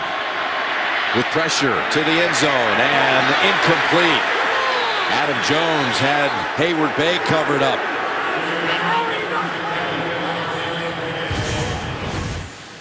Adam Jones, once again, faked like he was going to bump Hayward Bay at the line of scrimmage, but never fooled. The little stutter go. Just watch it. The only thing you could say, maybe Antonio Brown coming across, but they're playing out, like you say, a shell defense. In other words, let him catch it short if he wants to. Let's run up and make the tackle. Roethlisberger looking for the touchdown. Really good stop by the defense once again. Yeah, Tomlin told Tracy, going to the locker room, got to finish drives. But the third time now they call him Boswell. This from 34. And he makes the margin. 9. With his 3 kicks. The NFL on CBS is sponsored by Southwest. Transparency, low fares, nothing to hide. DirecTV, if you call yourself a sports fan, you got to get DirecTV. And by Ram Trucks, guts, glory, Ram. 9-0 is the score here. Steelers in the third quarter. Well, you know, you said it. 9-0. There's no reason to panic. Plenty of time, and you got to make sure you tell your young quarterback on the sideline the situation. Don't press. If you don't see it cleanly, hold on to it. Take a sack or run. Here's Boswell, and again doing a good job getting the touchback. Let's take a look at our nationwide Sky Cam. It was 10 years ago this week. We were here. It's like Groundhog Day, you know. We were here to see this exact matchup. Pittsburgh at 6, Cincinnati at 3. Jim, I'm trying to remember what I had for lunch yesterday. So you got to remember that game. No, I do. There were some great plays in that game. Carson Palmer. Well, that wasn't one of the great ones. That was a tough one. Tremendous throw, but just some of the stuff we saw, some of the gimmick plays by Bill Cowher. He was the master at pulling out some type of gimmick play in a game. First and 10, handoff, Bernard. And runs into the wall for no gain. Yep, the Steelers were a 6. This is the longest pass play in Bengal history to Chris Henry. But the key there was that Palmer had a torn ACL. He wanted the trick play. He's back to Roethlisberger. And Cedric Wilson at the end of that 31-17 win. Steelers go on to win the Super Bowl up in Detroit, Super Bowl 40. Here's McCarron down the sideline, and A.J. Green has his biggest play of the night. Had only 1 catch before it. We got a Steeler staff member down. Gain of 22. Good play. Threw it on time and caught A.J. Green in between the coverage. William Gay looking at the quarterback. Get it to him before the safety can get over there. Mike Mitchell to make the play. To the ground. Will Allen comes up on Hill. And, you know, it was a really good Bernard on that. Sorry, Bernard on the hand carry there.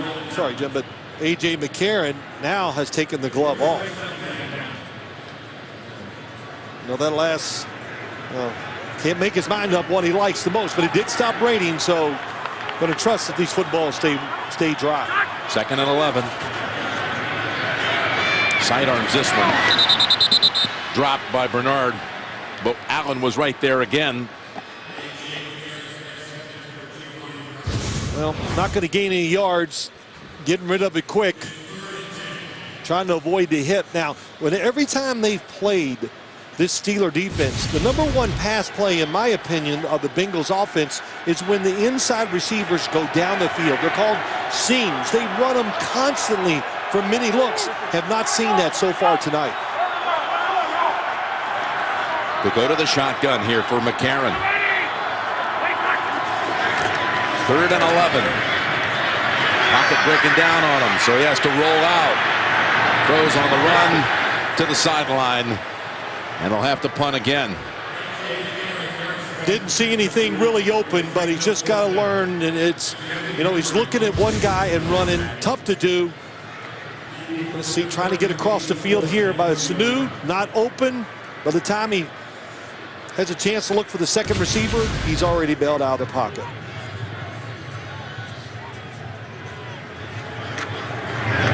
And Hubert,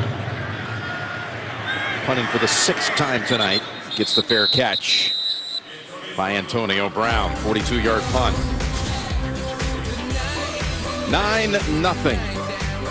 Bengals offense can't get going. The Steelers defense controlling. Gen Stats are brought to you by Tostitos. Bring the party.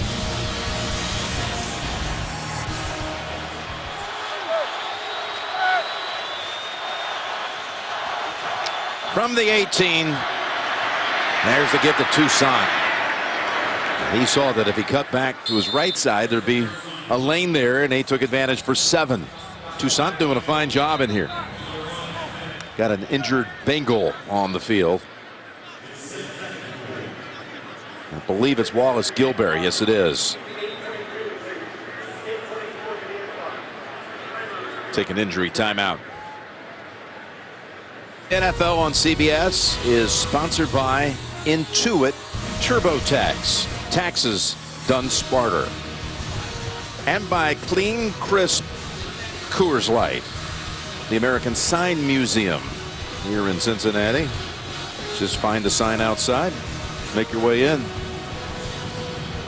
2nd and 4.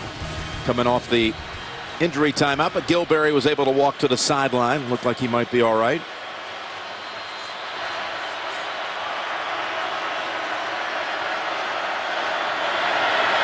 Toussaint. Again, a nice cut to pick up the first down. Deron Smith is in there in that secondary for Sean Williams. Excellent cut. They get Geno Atkins, get everybody moving down inside, and they cut it back. And Jim, that's the story. When they're playing pass defense, worried about the wide receivers, that's a big reason why the Steelers are having some success running the football. Nobody crowding the line of scrimmage. They're taking advantage of it. Got a new set of downs at the 30. Nothing this time. Maualuga blew up that play at the line of scrimmage. Wow. Just a great hitter in the run game when you look at Ray Maualuga. Yeah, that's the weak part of his game. If you want to call it that, yeah, if he has to cover a running back or somebody way out there one-on-one, that might be tough. But they don't ask him to do something like that too often. He's in there for just what we saw. To be physical, stop the other team's runs like he did that time. 2nd and 10. He's over the center right now, over Cody Wallace. And here they come. On the blitz. They find the open man. Brown got away. And he's cutting to the far sideline. Kirkpatrick is blocked. And Brown finally is tackled at the 10-yard line. They line him up everywhere. It was a blitz. They came free. The timing's good. And watch to your right. Watch Roethlisberger. Brown just goes across. He's the inside of 3 receivers, so you just can't pinpoint where he's going to be. And Roethlisberger stood on that back leg, just stayed back nice and relaxed, and put it right on the money against the blitz. How about that? How about this running? How about this effort spinning away and just seeing the field? Here's Wheaton putting a block on Kirkpatrick, who was gimpy again coming out of that. He has so much experience, Jim, of doing that. He does. That's why he sees it so well. He's done it many, many times. Toussaint. So after a 60-yard play, this one goes for nothing, and now there's a little scrum at the goal line.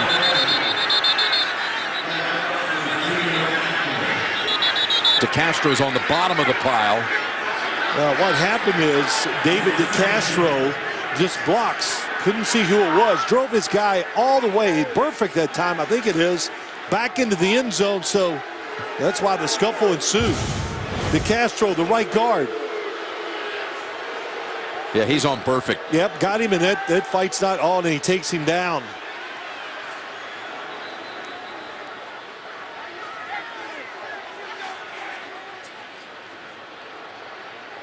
Says a lot about DeCastro, all-pro this year, and well, the Steelers just they've had it with Burfict. Not that he's that I've seen him do anything here tonight, but he was the one who took Le'Veon Bell's season, brought it to an end.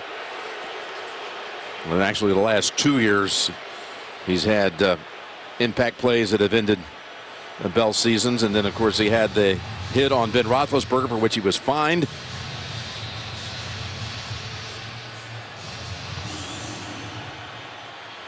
After all of that, they tear the teams apart. There's no flag. It's a 2nd and goal.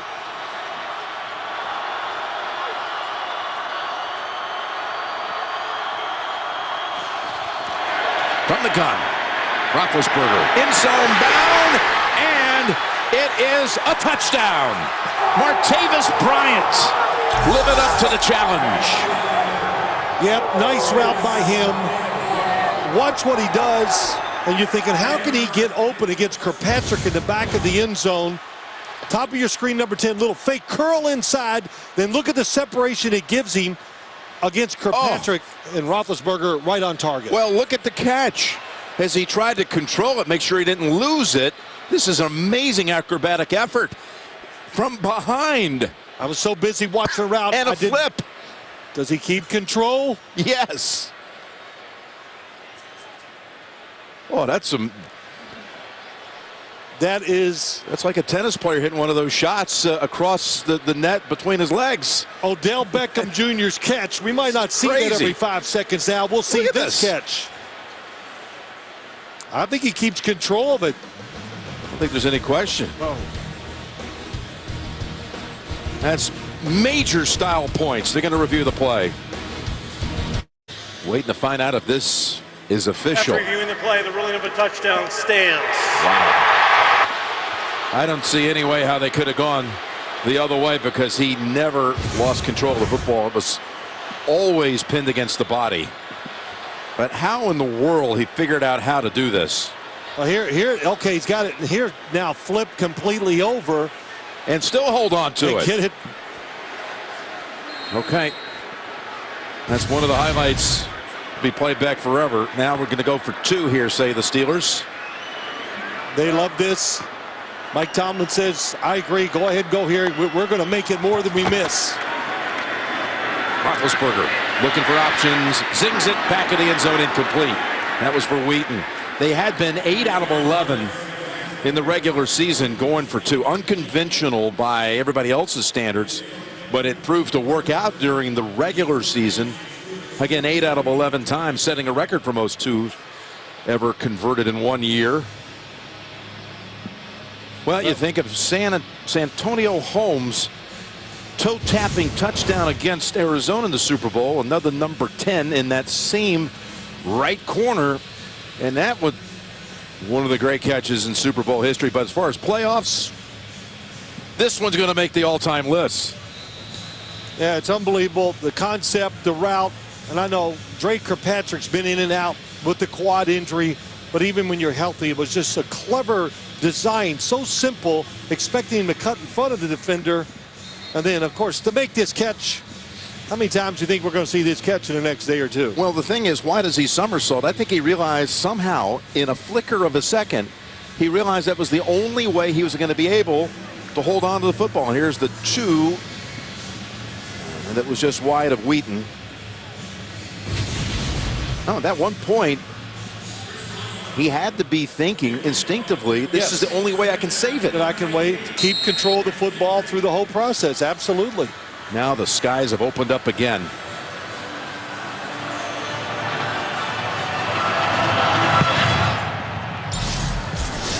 (15-0).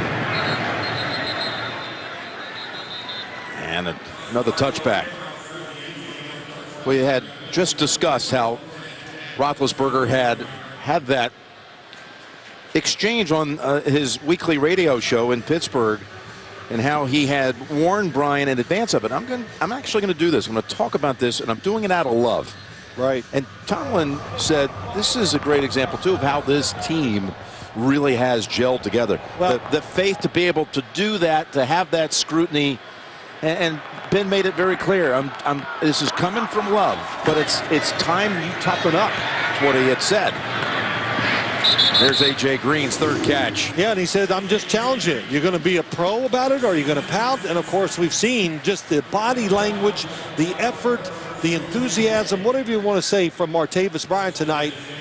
So, Mike Tomlin, listen, when you're around him, you better not be thin-skinned as a player, because if it's in his brain, it's coming out. But it's a good thing. Honesty. You know where you stand. Good throw by A.J. McCarron on the previous play. All kinds of time here, and it bounces off the hands. Marker is down. Bernard unable to grab hold of it. He had some space to work with had he made the catch.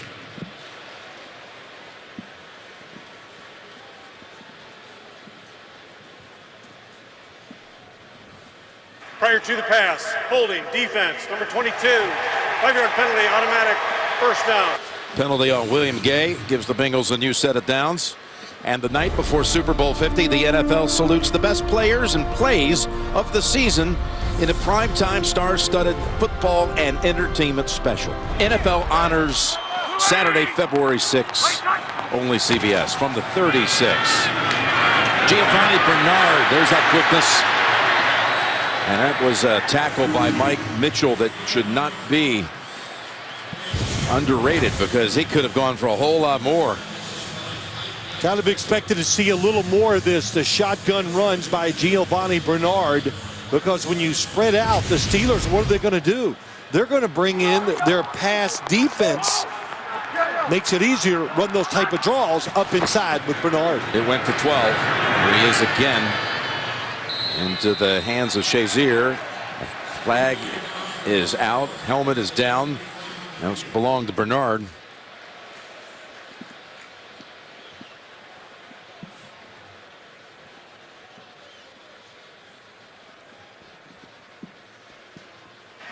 Personal foul, face mask, defense. 15-yard penalty, first down.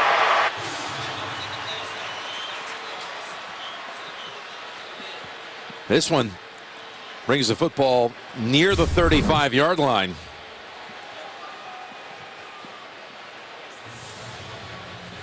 And now Cincinnati has a chance with this drive. Finally try to correct itself. Been sputtering for more than 2.5 quarters, and now on the move with a couple of penalties helping the cause for them. Here's the throw over to Sanu, and I think that was a backwards pass. Yes. Yeah, they are marking out of bounds at the 43. What were they trying to do there? Just trying to get pass out of bounds. Just trying to get some motion, some fake, throw the screen to the outside to fool the defense. In other words, fake the run. Here he comes around, look down the field, and here's the drop. The secondary receiver is Sanu, but the throw happened so quick, he doesn't get in front of the quarterback. Remember, it says forward pass. The ball must go forward. If it goes sideways, that's a fumble. Well, it's a loss of 7. He's back to the gloves now as, again, the rain has intensified. Cincinnati has challenged the ruling of a backward pass versus a forward pass. We'll review the play. I don't see him winning this challenge. Mike Carey, you had a chance to look at it a couple of times. What did you see? When I first looked at it, it looked like it was forward to me, and I still believe that it was a forward pass. We'll see when he cut out a replay. Okay. Yeah, brought a little doubt in my eye when I saw it the second time. Well, From the point where it's released to I think where you're it's right. first There touched, you go. Good it's shot. a good yard downfield. Definitely was not even a sideways pass. It looked like it was about a ½ yard forward. That's right. On that angle. Well done by our crew. Mike Arnold, our director, Lance Sparrow, our producer, and all these different angles covered. And the Bengals should recover 7 yards off of that. Yeah, it's a big 7 yards too, so very good challenge if he wins it by Marvin Lewis. Cincinnati this year has been one of the best teams in the league on challenges.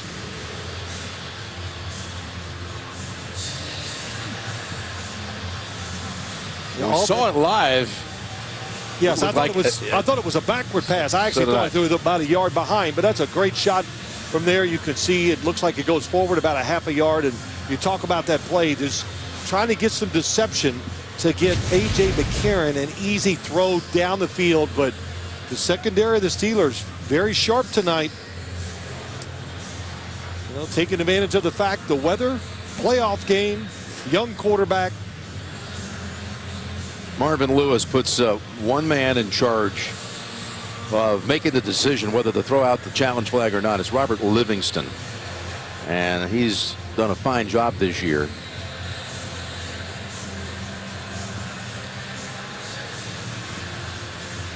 He's their defense quality control special After teams reviewing the assistant. play, it's an incomplete forward pass. Please reset the game clock to 3:33. 3:33 on the game clock. Second down, 35-yard line. Cincinnati is not charged with a timeout. The game clock will start on the snap. So it'll be a 2nd and 10 now. going right in the direction there of Hugh Jackson, who, again, has gotten a whole lot of attention and could very easily land a head coaching job when all the dust settles. Former head coach of the Raiders, who once made that trade that a lot of people said, what was that all about when he traded for Carson Palmer? And now I think people understand what he was doing. That's a good point. On the stop later to Arizona, people now get it. Here's Eifert. Eifert to the 28. Excellent call. Screened. They're going after the pass. They're 2nd and 10, so they throw the screen inside to Eifert. And the hustle by the Steelers stops this from getting extra yards. Got all the linemen down the field. But Ryan Shazier, so fast, just can outrun, of course, and get to the tight end before the offensive lineman can get to him. Biggest third down snap perhaps of the game so far. 3rd and 3. It's their deepest penetration so far, and Sanu secures it for the first. Picked up 4, needed 3. Good read, little blitz by the Steelers. Shazier, the linebacker, know the situation. Nice throw by A.J. McCarron. Merrick McCarron now 13 of 24 for 116 and 1 interception. Delay give.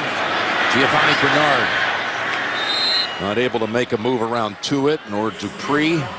Gain of 1. If you thought your fantasy season was over, it's not. You could play for free and you could win a trip to Super Bowl 51 down in Houston in 2017. Join today at NFL.com/playoff challenge.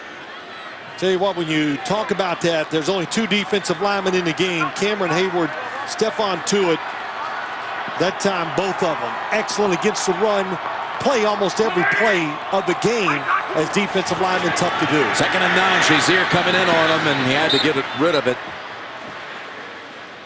Well, one of my things I saw this week coming into the game, I said the old term Blitzburg, blitzing by the Pittsburgh defense, it's alive and well. Here comes Shazier, fastest linebacker on the football team. Why not? Nobody there to block him. 3rd and 9. If they don't convert here, is it 4-down territory, or you just go ahead and get some points on the board here? I wouldn't hesitate for 1 second. 3rd and 9, if you don't get this first down, I would send the field goal team in immediately. Backing off the blitz, giving McCarron time, goes underneath, and he is smashed. Shazier lays out Bernard, and Shazier comes up with the football, whistles. Shazier takes it all the way to the goal line, but they have whistled the play dead, and meanwhile Bernard has barely moved. Oh. He launched himself, used the top of his helmet. But Bernard has caught the ball, turned, so that's why no flag was thrown, probably. He caught it, was turning into a runner there, Jim. Watch him as he turns. He's caught it. Uh-oh. Look at that. Look at midfield here. Jeremy Hill's about to take on 4 Steelers.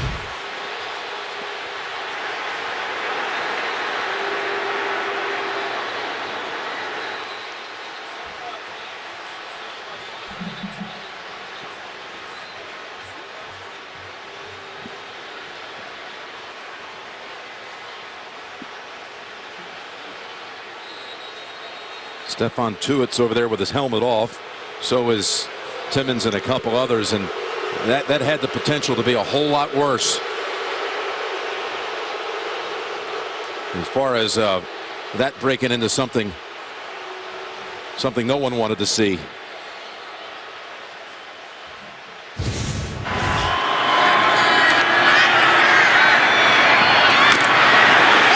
They bring in Mike Carey again. Yeah. Mike, should there have been a flag here? This is the reason that they did not throw a flag. A receiver is no longer defenseless when he becomes a runner. He got 2 steps down, turned all the way upfield.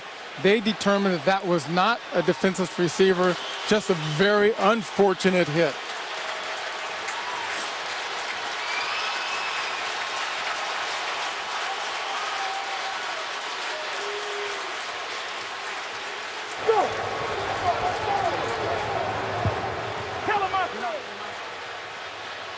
Okay, fourth down is going to come up. And Nugent has taken the field for Cincinnati. Well, that was a... Oh, there. Tomlin showing the challenge flag. He might want to say, yep, there it comes. He's going to say Bernard made the catch, but fumbled the football. Did you see that, Mike? Well, this is a challengeable play, so we'll take a look at it, see if the ball was loose before he hit the ground. We've been focused on that hit. Look at Bernard. Who would have thought just a minute ago that he would be able to at least jog? I mean, he was thankfully able to get to his feet. But he's going in. No doubt. Pittsburgh is challenged the previous play of down by contact, which is a fumble, with a clear recovery by Pittsburgh. We'll review the play. Here it is, Mike. All right, as before, control, 2 feet, turn, getting ready to run. Ball definitely comes out. Came out. And the ball is loose, but let's see what happens with it. Where does it end up? It's on the back of Shazier. Correct.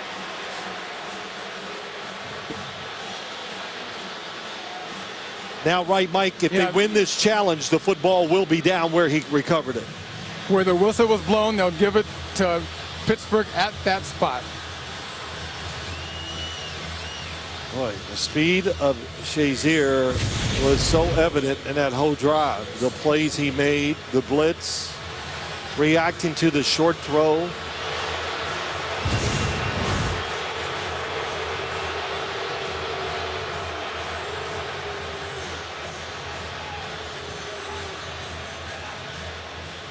In slow motion, you can see that the receiver, he turned around, had a good look at what was happening in front of him. Right. The collision happened, the ball came loose, and it was recovered by Pittsburgh. All right, good call. That's the way I see it. He never saw him. He turned around and was looking down the field, and Shazier came from the side, and Bernard never saw him. Again, just an unfortunate hit. Yes, as soon as the whistle's blown, it's down by contact. Right. So Pittsburgh will get the ball, but not the advantage of the run afterwards.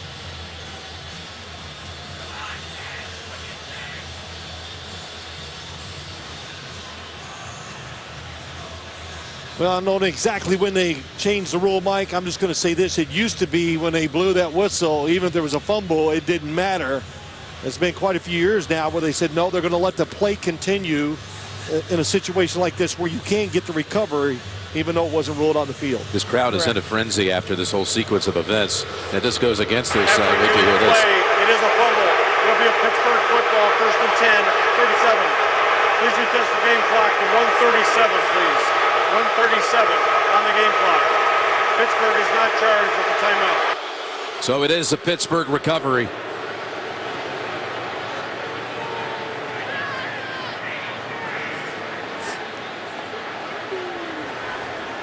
The crowd just drowned him out. Shazier wasn't even sure. But it's a Pittsburgh recovery. Let's go down to Tracy. Jim, you talked about the crowd being in a frenzy. Well, the Cincinnati Bengals sidelines in a frenzy, specifically Vontaze Burfict. He is out of control right now. The coaches, Marvin Lewis coming over trying to hold him back. He just went back on the field, but he got in the officials' faces twice so far during this game. I watched him pregame. He was all fired up. And right now, they just have to keep a watch on Vontaze Burfict to make sure he doesn't do anything silly and get himself or his team in trouble, Jim. Great heads up. Thank you, Tracy. And again, the league came down all week and tried to set out warnings. They had the officials standing guard at midfield during warm-ups. And you can hardly imagine there won't be some other incident before this game's over. And this is just starting to flare up as a flag comes out. Toussaint's carry for a couple.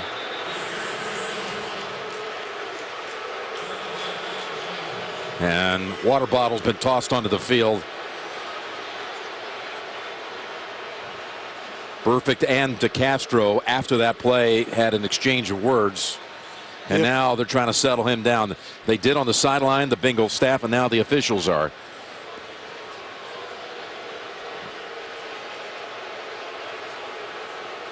There's debris in the end zone being tossed. Holding. Offense number 72. 10-yard penalty. First down. That's now been picked up, and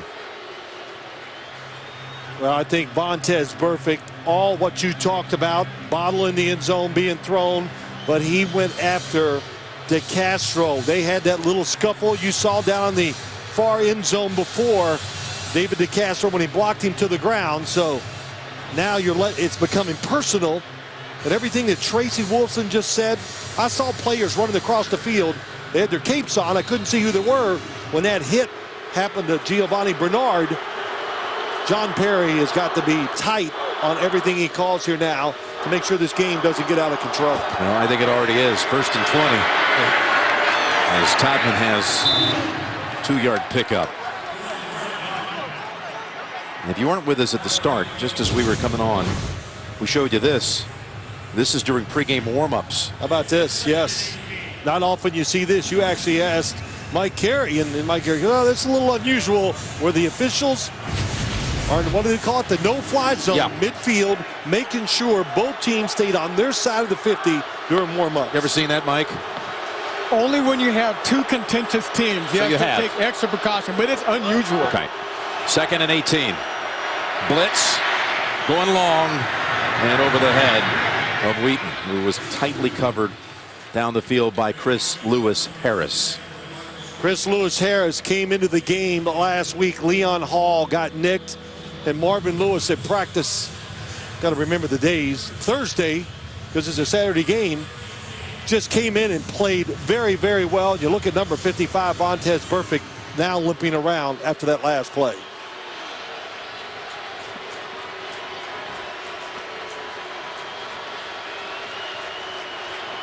.38 seconds to go, 3rd quarter. 3rd and 18.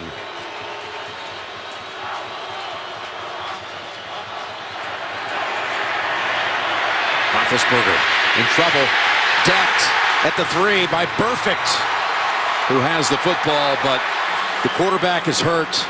Roethlisberger fell on his shoulder. Oh boy. Yep. Got pinned. Couldn't protect himself.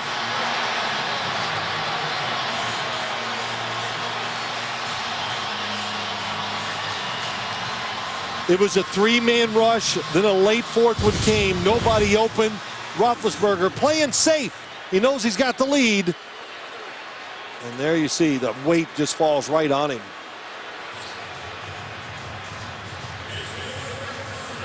Loss of 12. And what that kind of impact, that kind of pile driving move, legal play, but could set all kinds of consequences for the quarterback and his throwing shoulder.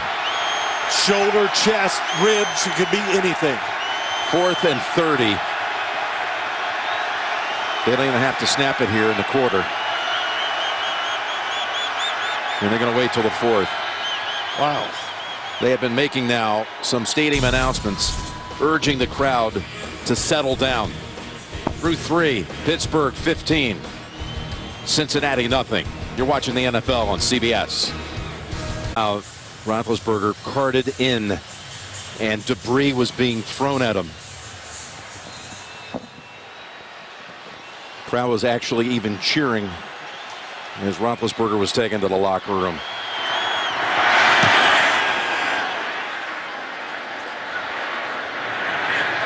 Punt's a short one. Gets a rollout to about the 46.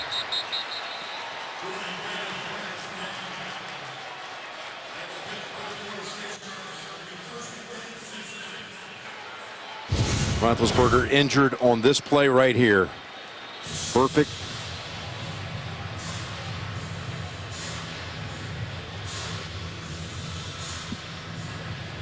You can just tell immediately, Jim, on the hit when he hits the ground.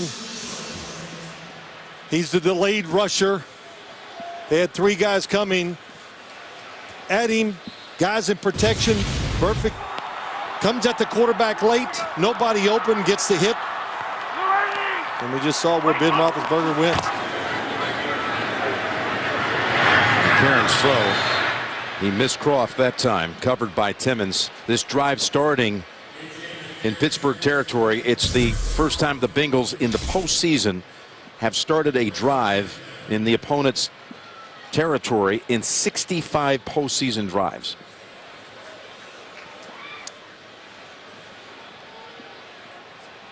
Well, coming into this game, one of the things, and you and I talked about, I said, boy, the Steelers defense, we know about the pass coverage. To win it, the linebackers have to be terrific. And I would say so far the linebackers have been terrific. 2nd and 10. McCarron, long ball time. Down the field it goes. He had it for a moment. A flag is out. Green was interfered with. Will Allen. That was just a good job. Throw it high and deep and give your receiver a chance. The defense was not full. They just didn't react to the ball well. Defense number 20. Automatic first down, spot on the foul. A.J. Green's going deep. Boy, 2 double moves on one play. Number 70. And that second one's what got Will Allen to think, well, it's going to be an easy defense right here. That's a good call. He never turns around. It's a 42-yard penalty. And the Bengals have the ball at the 4. They've brought in Jake Fisher and Cedric Ogbuehi. Everyone in tight. Hill stopped a yard short. Great tackle by Vince Williams that time, number 98. But you said it, too. Their first and second round draft picks, offensive linemen in the game to give them power. Jake Fisher, number 44, second round draft pick from Oregon. Well, here's Hill as the tailback. He tied for the league lead in rushing touchdowns this year with 11. They give it to him, and he's in for the touchdown. Well, if the first play works, let's do it again. So they ran the exact same play twice. Something I see this Bengals offense do a lot.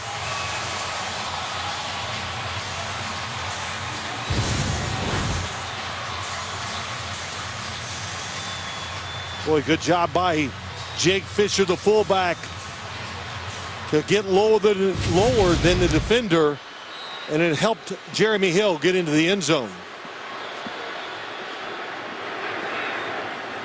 Coming into the quarter, the Bengals had gone 5 straight postseason quarters without scoring.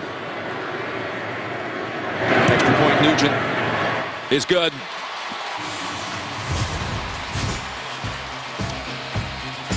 And it looks like as Hill goes into the end zone, it's going to be Landry Jones time for Pittsburgh when they take the field.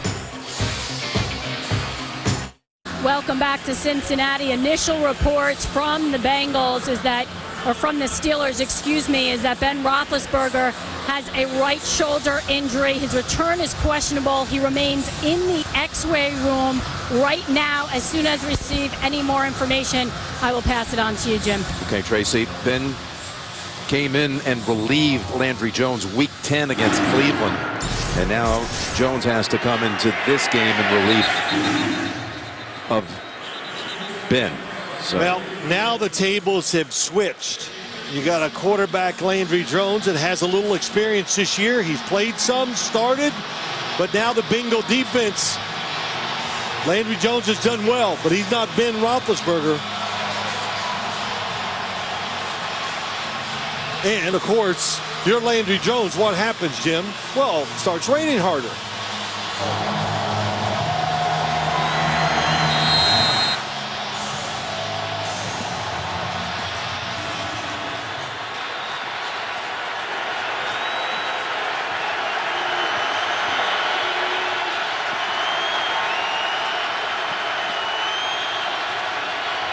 Starts from the shotgun. Ball's in the air and incomplete. It was Sims who got a hand on it. Steelers, Bengals, perfect, and Roethlisberger. This hit right here Took a little money out of Burfict's wallet. Fine for that one. Ben made it very clear he thought he was going after him. Burfict was in that one. Right. After the game, and now this one tonight. No one can argue whether it was a legal hit. No, it was a legal hit. You're not allowed to wrap your arms around a quarterback and let your weight fall on him. It was close. It's Todman taken off. Sean Williams bats the ball out of his hands, but they're out of bounds after a big gain of 25. Ray Maluga, number 58, tries to go underneath to make the play in the backfield, and it opens up. Just a guess. The defense was not spread out enough. That's what it is. When you talk about run defense, make sure every gap between the offense and the offensive lineman is covered. It wasn't that time. They gave up the big run. They have 159 yards rushing in the game. Toussaint. And they're playing with their 4th and 5th running backs, if you will, of the year. Toussaint, who spent most of the season on the practice squad, had gotten into a couple of games at the end of last year with the Ravens. Originally signed by Baltimore, undrafted out of Michigan. 4 games in all for the Ravens last year. Even played in the playoffs. Got a couple of touches in that great game, that divisional game that went back and forth with the Patriots last year. I know one thing. The Steelers during the preseason, they made it their job to make sure they got Landry Jones ready. When Ben Roethlisberger, they did pick up Michael Vick. It didn't go well. They put him back in there from all the preseason work. In trouble, no chance. The Bengals double up and get him. Dunlap and Sims. You mentioned Mike Vick. He is inactive tonight. When Carlos Dunlap was on the outside to the right, his spin move just forced his way in between the linemen. It was really Sims. And helped Sims get there first. But he was making Landry Jones move. Sims with a batted ball on this series, and now a sack.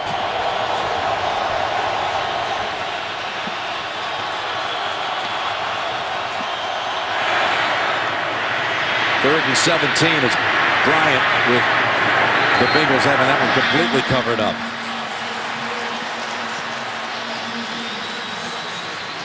And Burfict over there near the Steelers sideline. Well, what do you want to say? Looking for trouble. You don't want to see this game get completely crazy. It's pretty close. Anytime he's hovering over by the Steelers sideline, that can't lead to good things for anybody.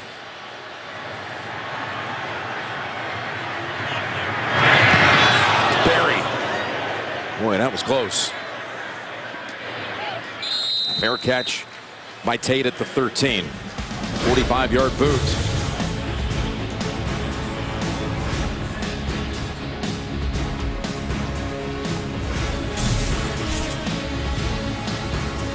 NFL on CBS is sponsored by Domino's. Order online at Domino's.com. Geico, 15 minutes. Could save you 15% or more on car insurance. And by Verizon, join a better network because better matters. Jim Nantz, Phil Simms, Tracy Wolfson, Mike Carey. It has been one of the most physical games you'll ever see. Well, it was a great physical contest for a lot of the game. It was fun to watch. The speed and the defenses they were ferocious. And then, of course, a lot of side action to go along with it. Here's McCarron setting up screen to Hill. He's got room. He's got 10 and a first down. I want to go one time more back to the Roethlisberger play where he was sacked by Burfict and just ask you, was this, in your mind, a legal tackle? Phil talked about the rule, had it. Let's bring in Mike Carey. Yes, this is definitely a legal tackle. It's rough, but he didn't lift him up and stuff him. And as a matter of fact, Ben was a runner at that point. Remember, he was scrambling. Okay. Rule was instituted in 1995. 1st and 10 for McCarron. Going to dump it off underneath. And Hill races out for another 13. Bernard is not coming back, we've just been told. He's out for the game. So is Dre Kirkpatrick, by the way, their cornerback, who's been in and out with injuries and was the one beaten on the touchdown play to Bryant. Hill's a little gimpy after that. Oh, yeah, more than a little. Well, we saw how the defense dropped back. Great job by McCarron. Drop it short. Rex Burkhead now is the running back.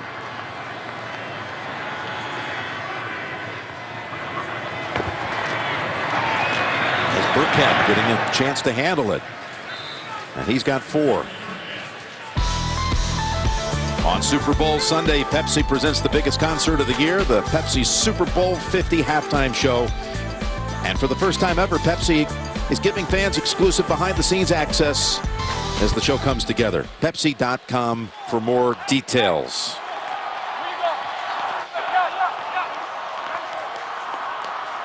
Second and 6.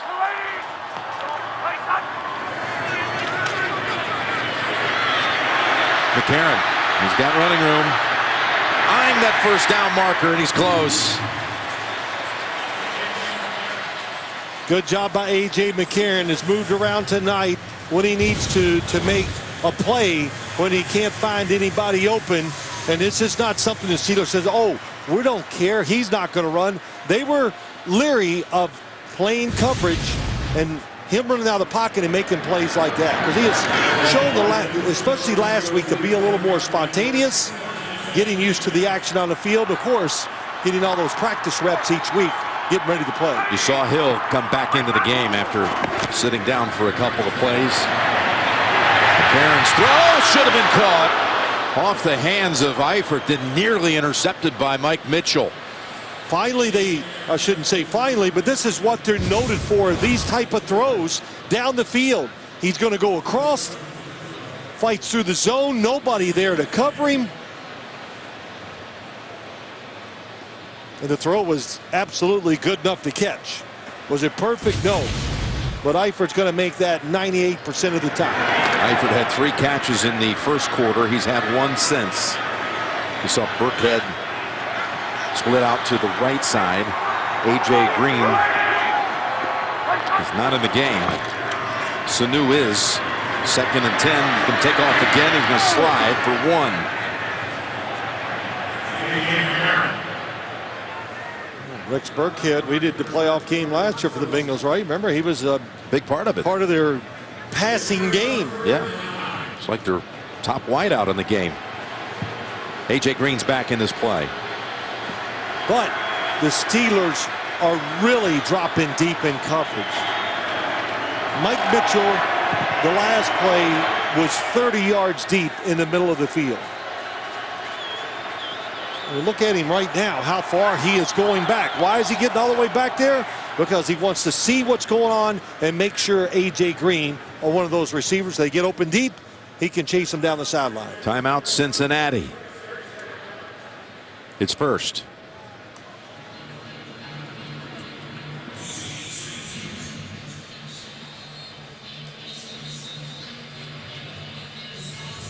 Wildcard weekend continues tomorrow on NBC and Fox. NBC up first with Seattle and Minnesota. In chilly weather, Green Bay and the Redskins on Fox. The 2 coaches tomorrow hosting are both former assistants to Marvin Lewis. Talking about Jay Gruden and Mike Zimmer. You would think this might be A.J. Green time. 3rd and 9 coming up. I know all these AJs can get a little confusing at times. That's right, if it helps you, it's Raymond Anthony McCarron Jr. and Adriel Jeremiah Green. You can go by that. They're blitzing. Gets the pass away. Diving catch by Eifert. Could have caught the one earlier, just a couple of plays ago. This time makes An 18-yard diving reception. There he goes. Here's the blitz inside. They love it. Two blitzers crossing, one coming up the middle. Almost looks like the same play that Roethlisberger made to Antonio Brown against the blitz. Sideline and a catch by Green. Down by Gay right away. Gain of 9. That was, we're seeing the A.J. McCarron that I kind of saw in that Denver game that had some rhythm, even that time drop, made his decision. When his last step hit the ground, he threw it on time outside to the soft coverage to A.J. Green. 7 minutes remaining. They go to the ground. And fighting for the first is Hill.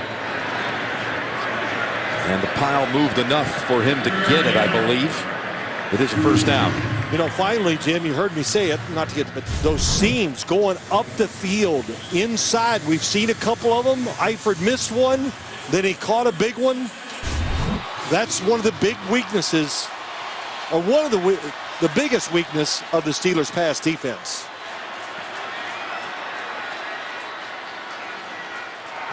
Remember, Cincinnati had 2 first downs in the first half, now with 15 in this half. Again to Hill. Backs in for a couple more. Moats met him there after 2. You know, I'm going to bring up that 2-point attempt by Pittsburgh. Of course, had the Steelers made it, the Bengals would not have been kicking the extra point. That's right. You know, when they had the touchdown at the start of this quarter. A lot of things have happened since then. If they had made it, then maybe the Bengals would have went for 2 and be 16-6. A lot of ifs. 2nd and 8 pass for Jones, incomplete. Blake on the coverage. Didn't second guess him when they did it. Understood why Mike Tomlin was trying it, to get the 17, to make it 3 scores.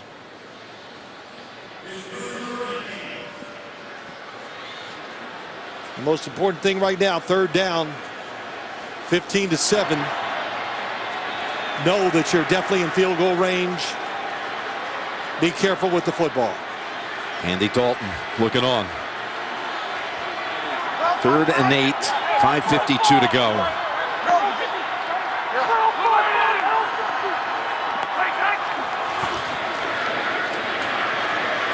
McCarron gives it up to Burkhead. Harrison's there. Harrison takes him out of bounds short of the first, and now it's going to be 4th and 3. They immediately bring out Nugent.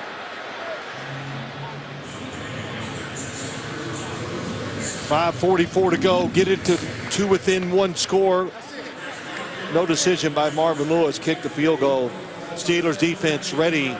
Little switch by the receivers. Everything. They pass it off. There was really nowhere for A.J. McCarron to go with the football. It's going to be a 35-yard attempt for Nugent.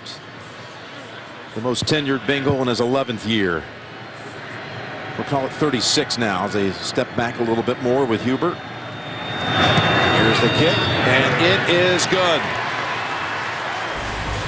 10 points in the quarter by the Bengals. Pittsburgh leads at 15-10. Let's take a look at next-gen stats presented by Tostitos. Well, what do we get? We get a blitz by the Bengals defense. Antonio Brown, the distance, breaks the tackle, cuts across the field. How many yards has he covered? The speed, of course, we know the speed, the quickness. It's there. 80 yards, big play in the game. And wait till you see this development. Look who's back, ready to go. Ben Roethlisberger. Tracy, you were backstage to see what happened. What can you tell us? That's right, Jim. We saw him go directly into the X-ray room. He spent about 10 minutes inside there, and then he was carted out without his pads, no sling on whatsoever, into the locker room. They made arrangements to get his pads and everything back on, and I was told he's coming back out and going to try and get back out there, guys. Wow. That's surprising, isn't it? It's unbelievable. It really is. What did I say a couple weeks ago? It's part of being a Steeler quarterback. You just he's not coming out. Yeah, it's not. He had the helmet on, but Jones is coming out. Oh, there you go. So there he's not good enough to come back into this game. Well, you know, maybe what it says is, you know, there is no backup to Jones. So if you had to, at least have somebody come in and hand it off. Good point. You see him moving his arm around, showing everybody. But Jones is the quarterback with 5:12 to go.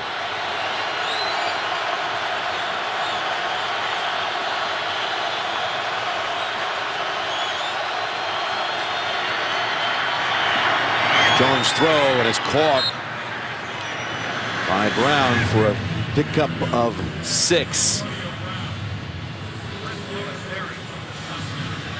Well, he's over there on the sideline. He's not even, warming up any throws or anything like that. Yeah, I never saw him warm up when he came back out, but the way he put that helmet on, the way he was standing there, everybody was around him. I thought he was coming back into the game. Like Tomlin, I'm sure, asking what your status is, how do you feel in case we need you. Yeah, what can you do? What could you give us? Second down and 4. Hodman dives just to get back to the line of scrimmage. Dunlap had a read on that play.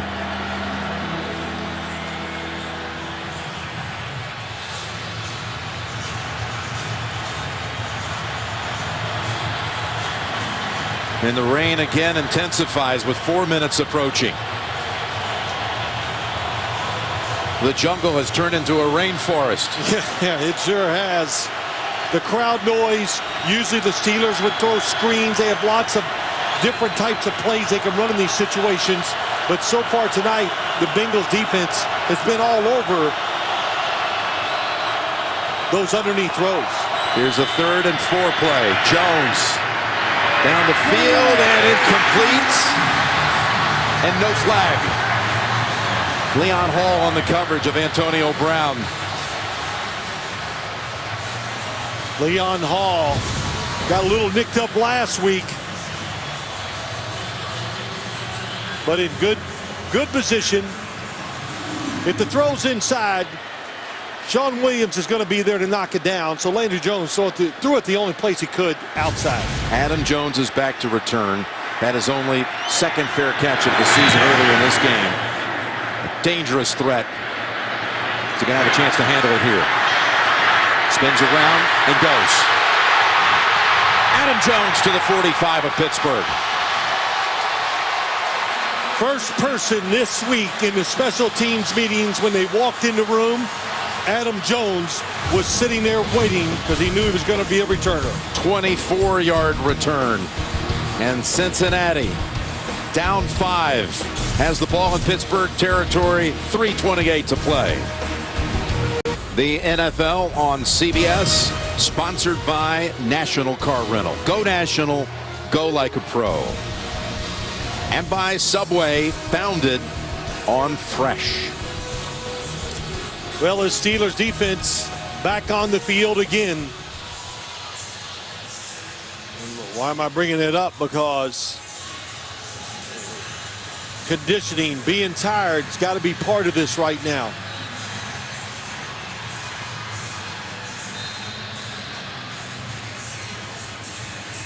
Meantime, Cincinnati, over 9,100 days since its last playoff win 25 years ago this week. In January of 91.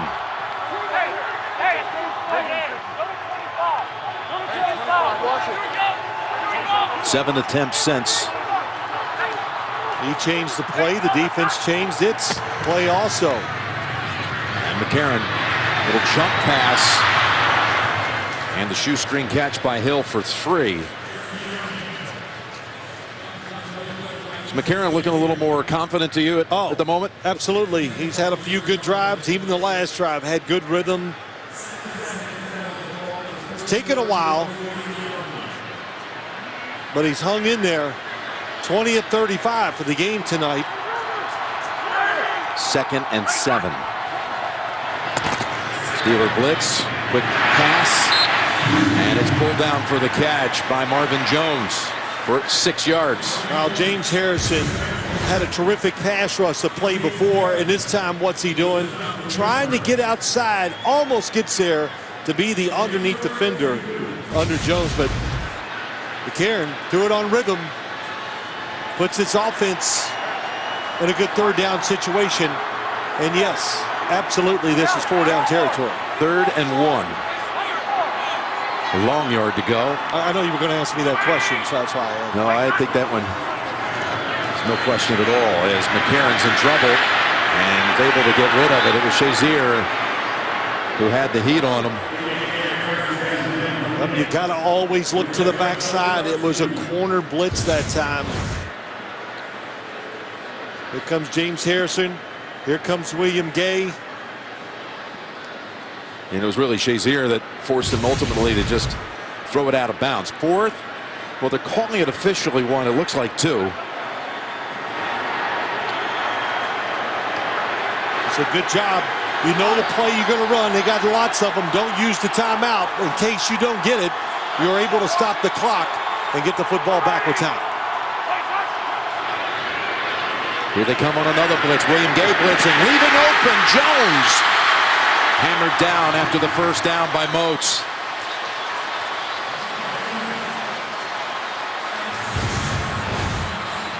Throws it to the right. Here comes the blitz. It was William Gay on the blitz. Yep. Oh, it was Jones coming all the way across.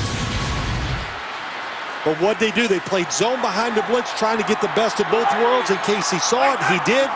Or they could make the tackle. Converting on fourth down. Now on first down, McCarron scrambles out of what could have been a sack and picks up 3.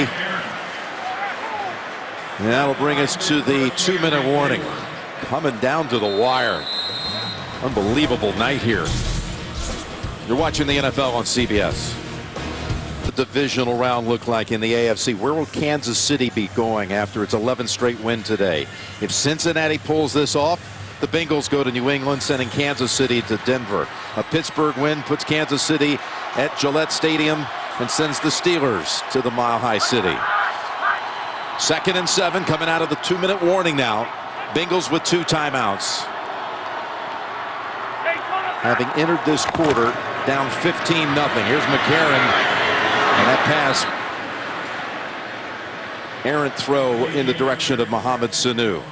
After the game, the Subway post-game show. James Brown and all the crew standing by for the highlights and their analysis of this game, all coming up on the Subway post-game show.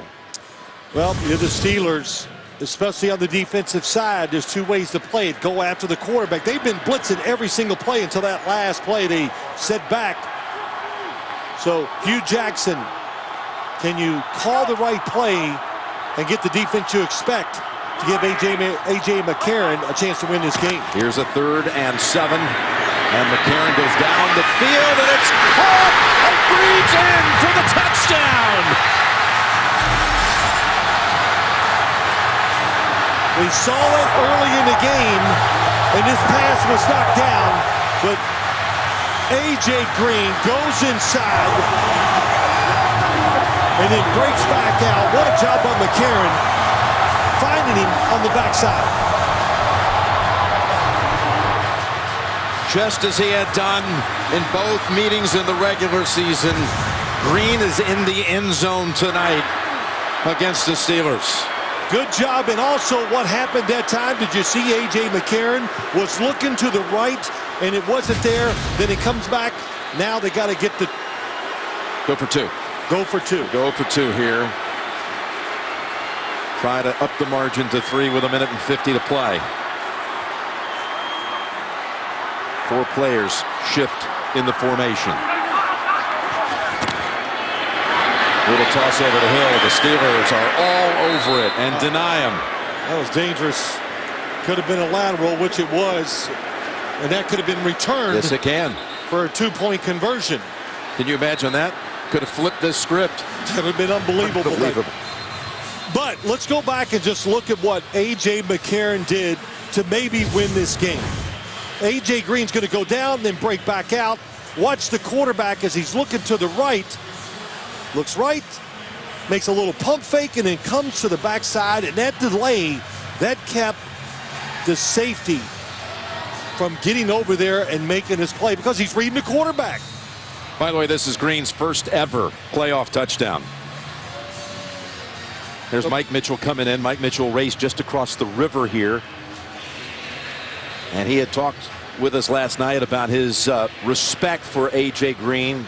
He's frustrated us, he told us. He's more combative now. He's a heck of a player. And he's recently gotten a lot of big chunk plays against us. Well, and they just got one right there to take the lead. he did something he has been talking about that he was going to do tonight. He says, "I always out of the corner of my eye, I'm going to have an eye on A.J. Green when he can." That was a play that the quarterback, with his look off, made him look inside, and he lost sight of A.J. Green. That looked like it was almost pre-planned. I watched a little pump fake by A.J. McCarron on that replay. So that was well thought out. They called the right play. We just said it. Hugh Jackson called the right play and had the perfect defense to get that touchdown. Short kick. Return opportunity for Wheaton. But the Bengals have it covered up, including Smith. And we've got another pushing and shoving match going on near the 35-yard line. Guess who's in it? I mean, he just looked like Vontaze Burfict once again was involved.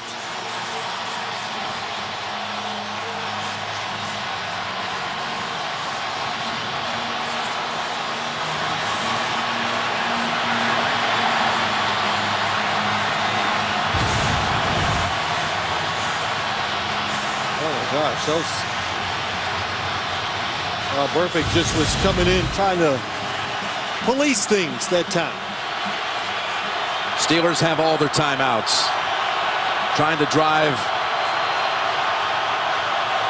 to get an attempt at a winning field goal. Jones, middle of the field, and that is intercepted, and it's Burfict who comes away with the football. He better be down because he's running the wrong way.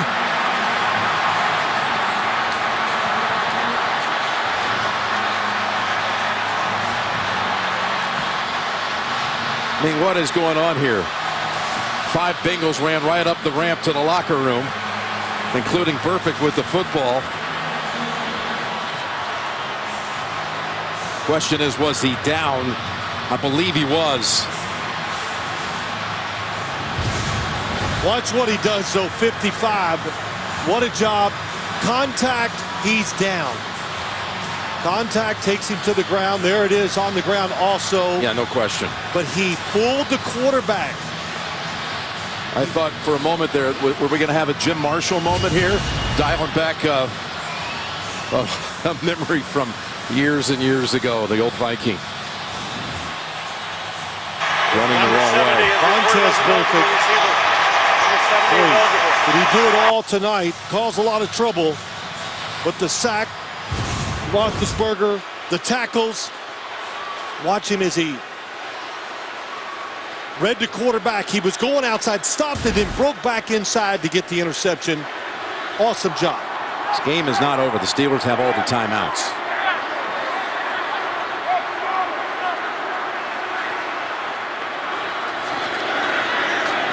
Here's Hill. Jarvis Jones. Ball is out. Shazier had it for a moment, and now it's picked up by Cockrell.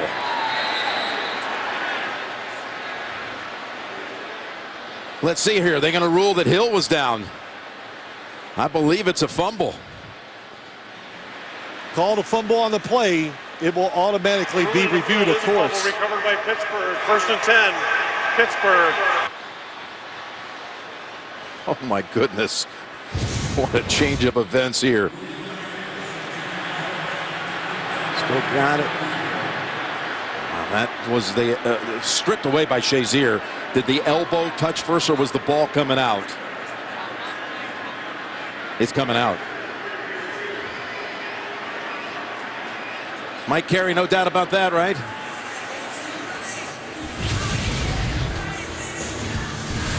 It's a close one, but it's coming out.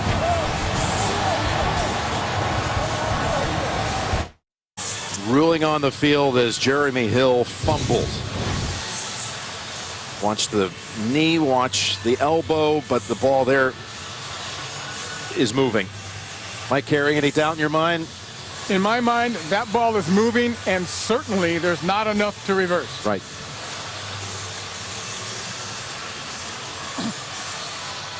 Start doing the math on what would this situation have been After reviewing the play, the ruling on the field stands as called. 1st and 10. And look who's coming out. I'm looking across the way. Ben Roethlisberger trots onto the field. This whole exchange of turnovers, Pittsburgh lost 5 yards and 27 seconds.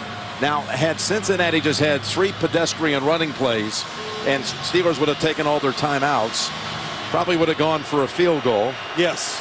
But you would have been somewhere that was the under idea. a minute. Jeremy Hill let the ball get ripped out of his arms. Can Roethlisberger throw it at all? Flings it over to Bryant. Bryant in traffic. Makes a nice couple of moves and picks up 8. Trying to drive them to put them in range for Chris Boswell.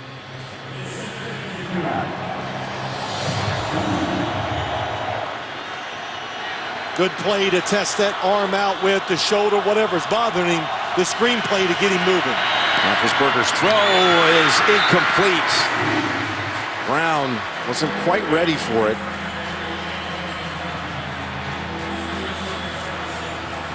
Defensive backs.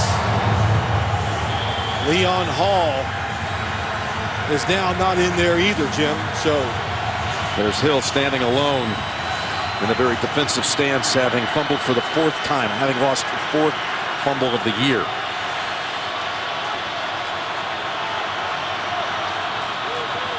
Third and 2, 54 seconds.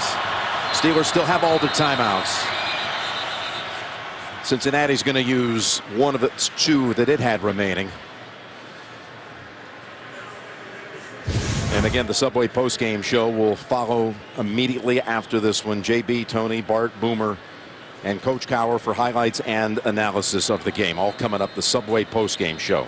Those couple of throws, I know they weren't long throws, but could you tell anything about Roethlisberger being compromised right now throwing the football? Well, hard to tell, but they did look okay enough where it looks like, you know, I can't say that, hey, his arm looks great, but still got it out there with some pep on it. And you look at Marvin Lewis going up and down the sideline, looking for that first playoff win.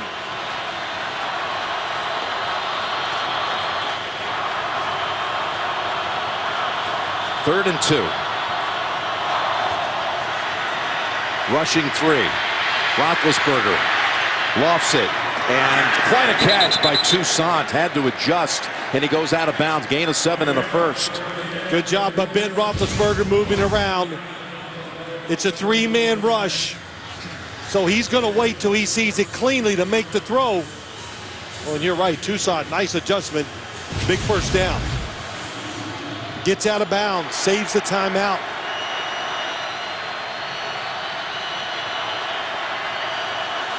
That was only their 2nd third down conversion of the night.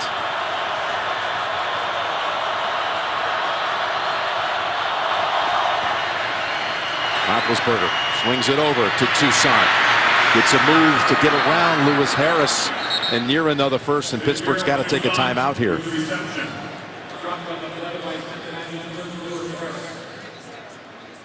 And that's a first down. Cincinnati playing the averages, Jim. Playing soft, let him throw that underneath, get those yards. They used the timeout, but you can't continue that coverage. A couple more completions, 2 timeouts. Extra defensive backs. Look where they all are, how deep everybody is. Remember, they've lost Kirkpatrick to injury tonight, and most importantly, Reggie Nelson. So they've lost 2 starters in the secondary, the Bengals. Well, and Leon Hall is not in there also tonight. Who is the extra defensive back? No, he's back in the game now. But Roethlisberger did the right thing, throwing those footballs short and getting in this position. Time is still on his side if he has to throw it short. Here he is on first down and under pressure. Throws it incomplete.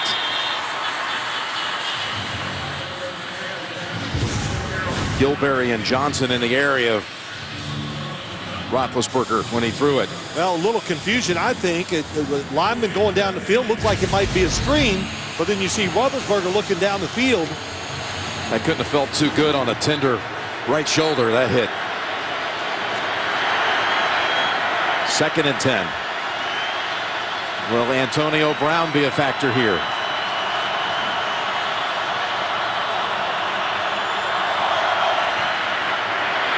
Going to the other side from Brown to Bryant. And Iloka cuts him off, pushes him out. 32 seconds. Only picked up 3. Antonio Brown basically double covered. They made sure that time he's not going to be the difference in it. And we haven't really seen Ben Roethlisberger give that extra time. Of course, that was a screen. That was going outside all the way. You just wonder how far downfield he's able to throw it. That's right.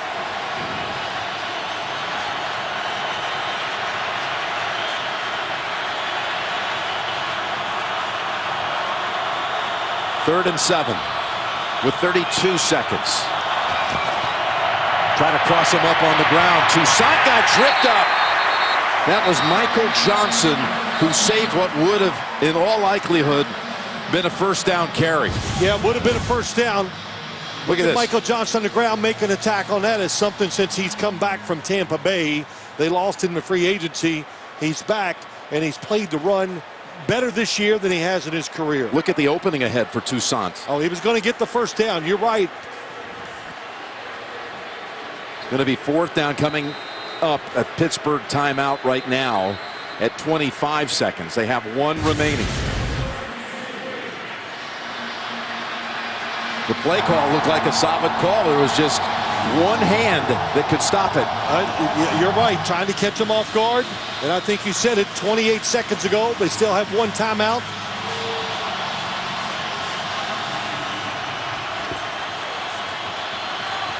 They added 3 seconds here on the clock.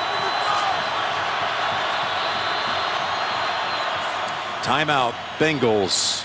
Final 1.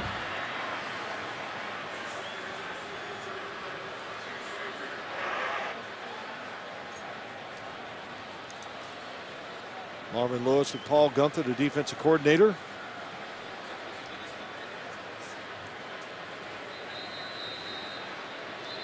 Well, first things first for Pittsburgh. Got to convert here. Well, they got to convert, and you just got to make sure you tell your defense, tackling. If they catch the football, get them to the ground. Don't overplay in a situation like this on the defensive side. That gives the offense that opportunity to make that big play, to get them into field goal range. Hill's so concerned his miscue could be the difference here. Praying that his defense can somehow end it right now.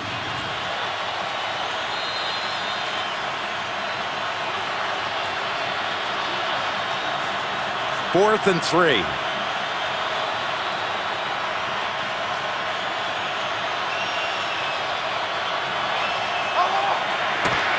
Roethlisberger has the first down. Brown to the 48. They called the timeout immediately. And they did a great job. Little switch that time by Antonio Brown in the slot to the right side. He goes inside. Heath Miller goes out. That causes confusion, and it gets him away from Leon Hall. Really well-designed play. Look at it, and look at the sharp cut by Antonio Brown. It gets him open. They're out of timeouts. And they're about, 14 yards away from being able to put them in position that would match the season long by Boswell. But you would think if they got 10 yards now, you would have to bring him out and see if he could convert it from 55. But no timeouts.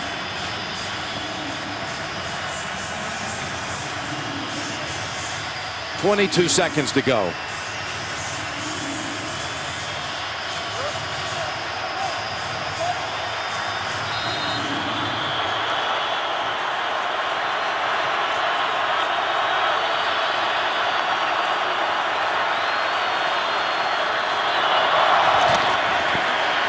Roethlisberger from the pocket, middle of the field, incomplete. Personal foul. Oh, a flag does come in. Went to the head.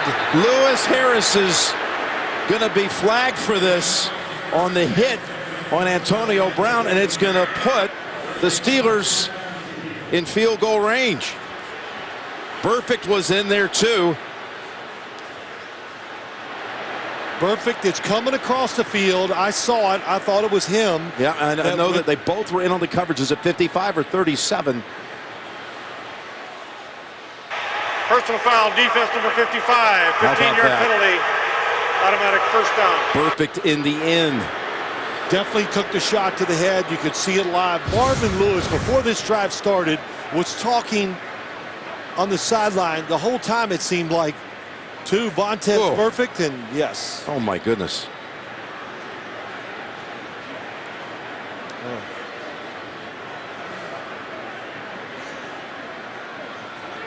Brown is still down. That's, of course, flagrant. Out of control. Out of control. It's going to be everything. That's going to be suspension, fine.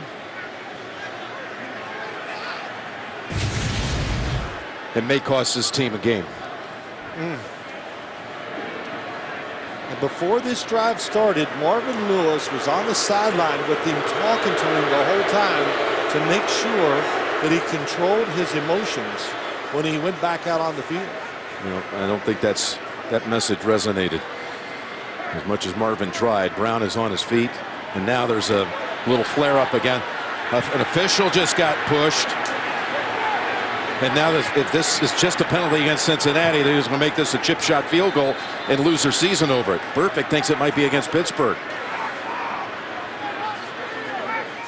Well, he just went over to the sideline and pushed his own coach. Whoa.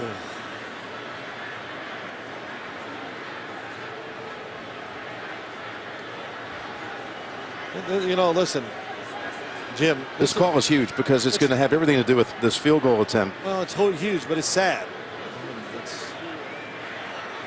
I mean, we knew coming into the game that anything you did was going to be watched closely, and the officials, John Perry, they've tried to keep control of this game.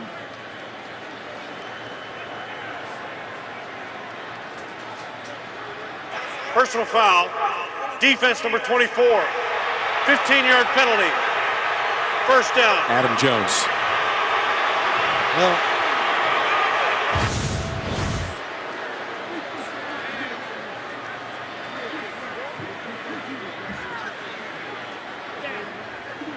was Joey Porter, one of the assistants.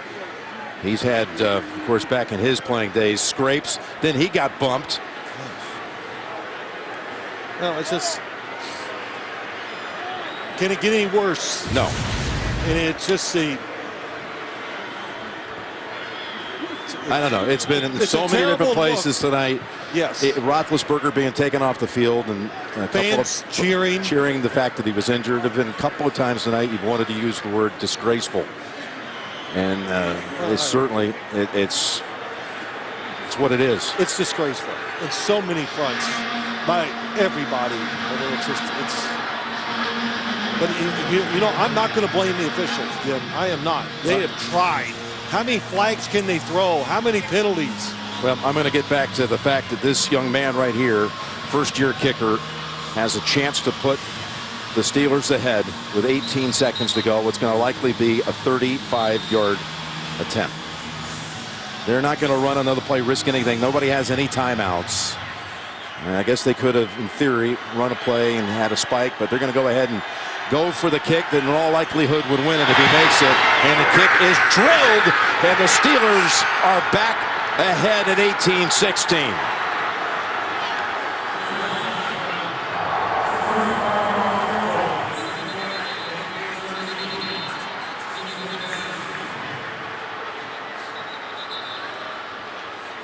Well, again, the last unsportsmanlike penalty on Adam Jones made this all the way down the field to a 35-yard field goal.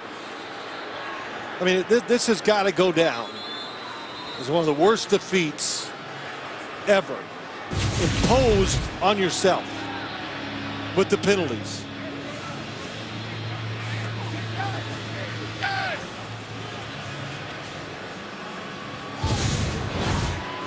So it all began with the Hill fumble. just after Burfict had made an interception that looked like it could have possibly sealed it. And then the headhunting penalty called against Burfict. And then there's Joey Porter in the middle of things, the former Steeler linebacker. And there's Pac-Man Jones in the middle of it, and he draws a flag that makes the kick only a 35-yarder off the 15-yard penalty. You try to stitch that together, you try to write that story. There's 4 or 5 moments here in the last minute of the game that you just shake your head and you can't believe it. Now you start to wonder, in these final 14 seconds, barring any crazy miracle here, what Roethlisberger's condition will be like, and Antonio Brown for that matter, when they go to Denver next week for the divisional round. Well, you got to wonder too, the Bengals, Marvin Lewis, this game, how it unfolded, looking for his first playoff victory. You think it's over. We got the football. Adam Jones.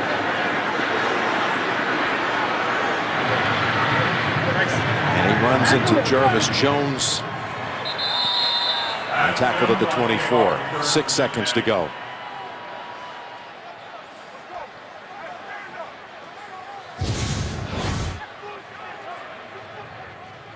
Jones was arguing his case to Perry. Well, it's too late now. And all the great plays and stuff by Adam Jones and Vontaze Burfict. They had highlight reels here tonight in plays they made on the defensive side. None of it will be remembered, of course.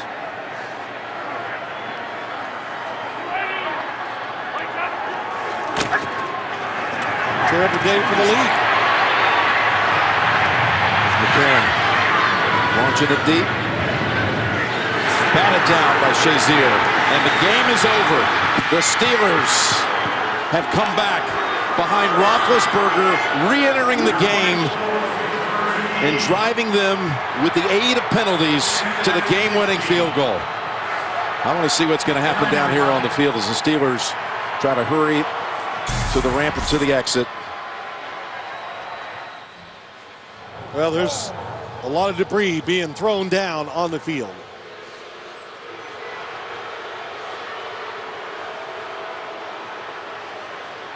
Tracy Wolfson, you're down there. Take it away.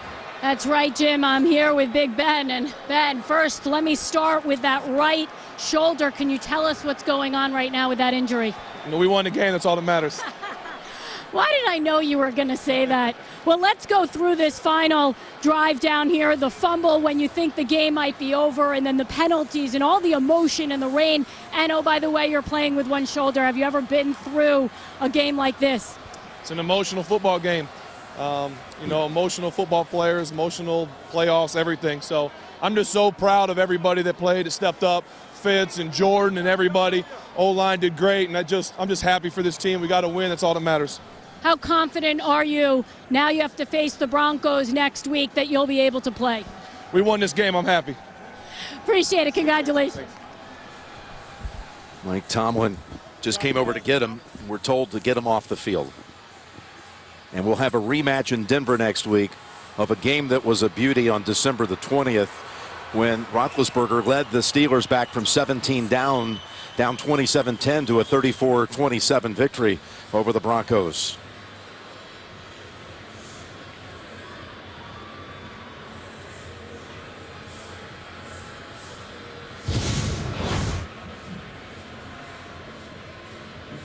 Right at the end of the game, Marvin Lewis giving an earful to Vontaze Burfict. Adam Jones sobbing. You saw the fans, the same thing. The drought does not end on a rain-soaked night. A vicious, violent game it was. And now we're all set for the AFC divisional round. Kansas City is traveling to Gillette Stadium to take on the Patriots. The Chiefs and the Patriots, that's Saturday on CBS. And then on Sunday, again, Pittsburgh and Denver will meet for the second time in a month. What a sequence of events at the end of this game. Yeah, it really was. Started with the fumble. Ben Roethlisberger comes back in the game. The 2 personal fouls, the game-winning field goal. Boswell absolutely split the uprights. And the Steelers advance. Heartbreak here for the Cincinnati fans as the Bengals looked like they had it. And then some out-of-control moments at the end cost them their season. Coming up next, the Subway post-game show for Phil, Tracy, Mike Carey, Jim Nance saying so long from Cincinnati. You've been watching the NFL on CBS. James Brown and the crew coming up.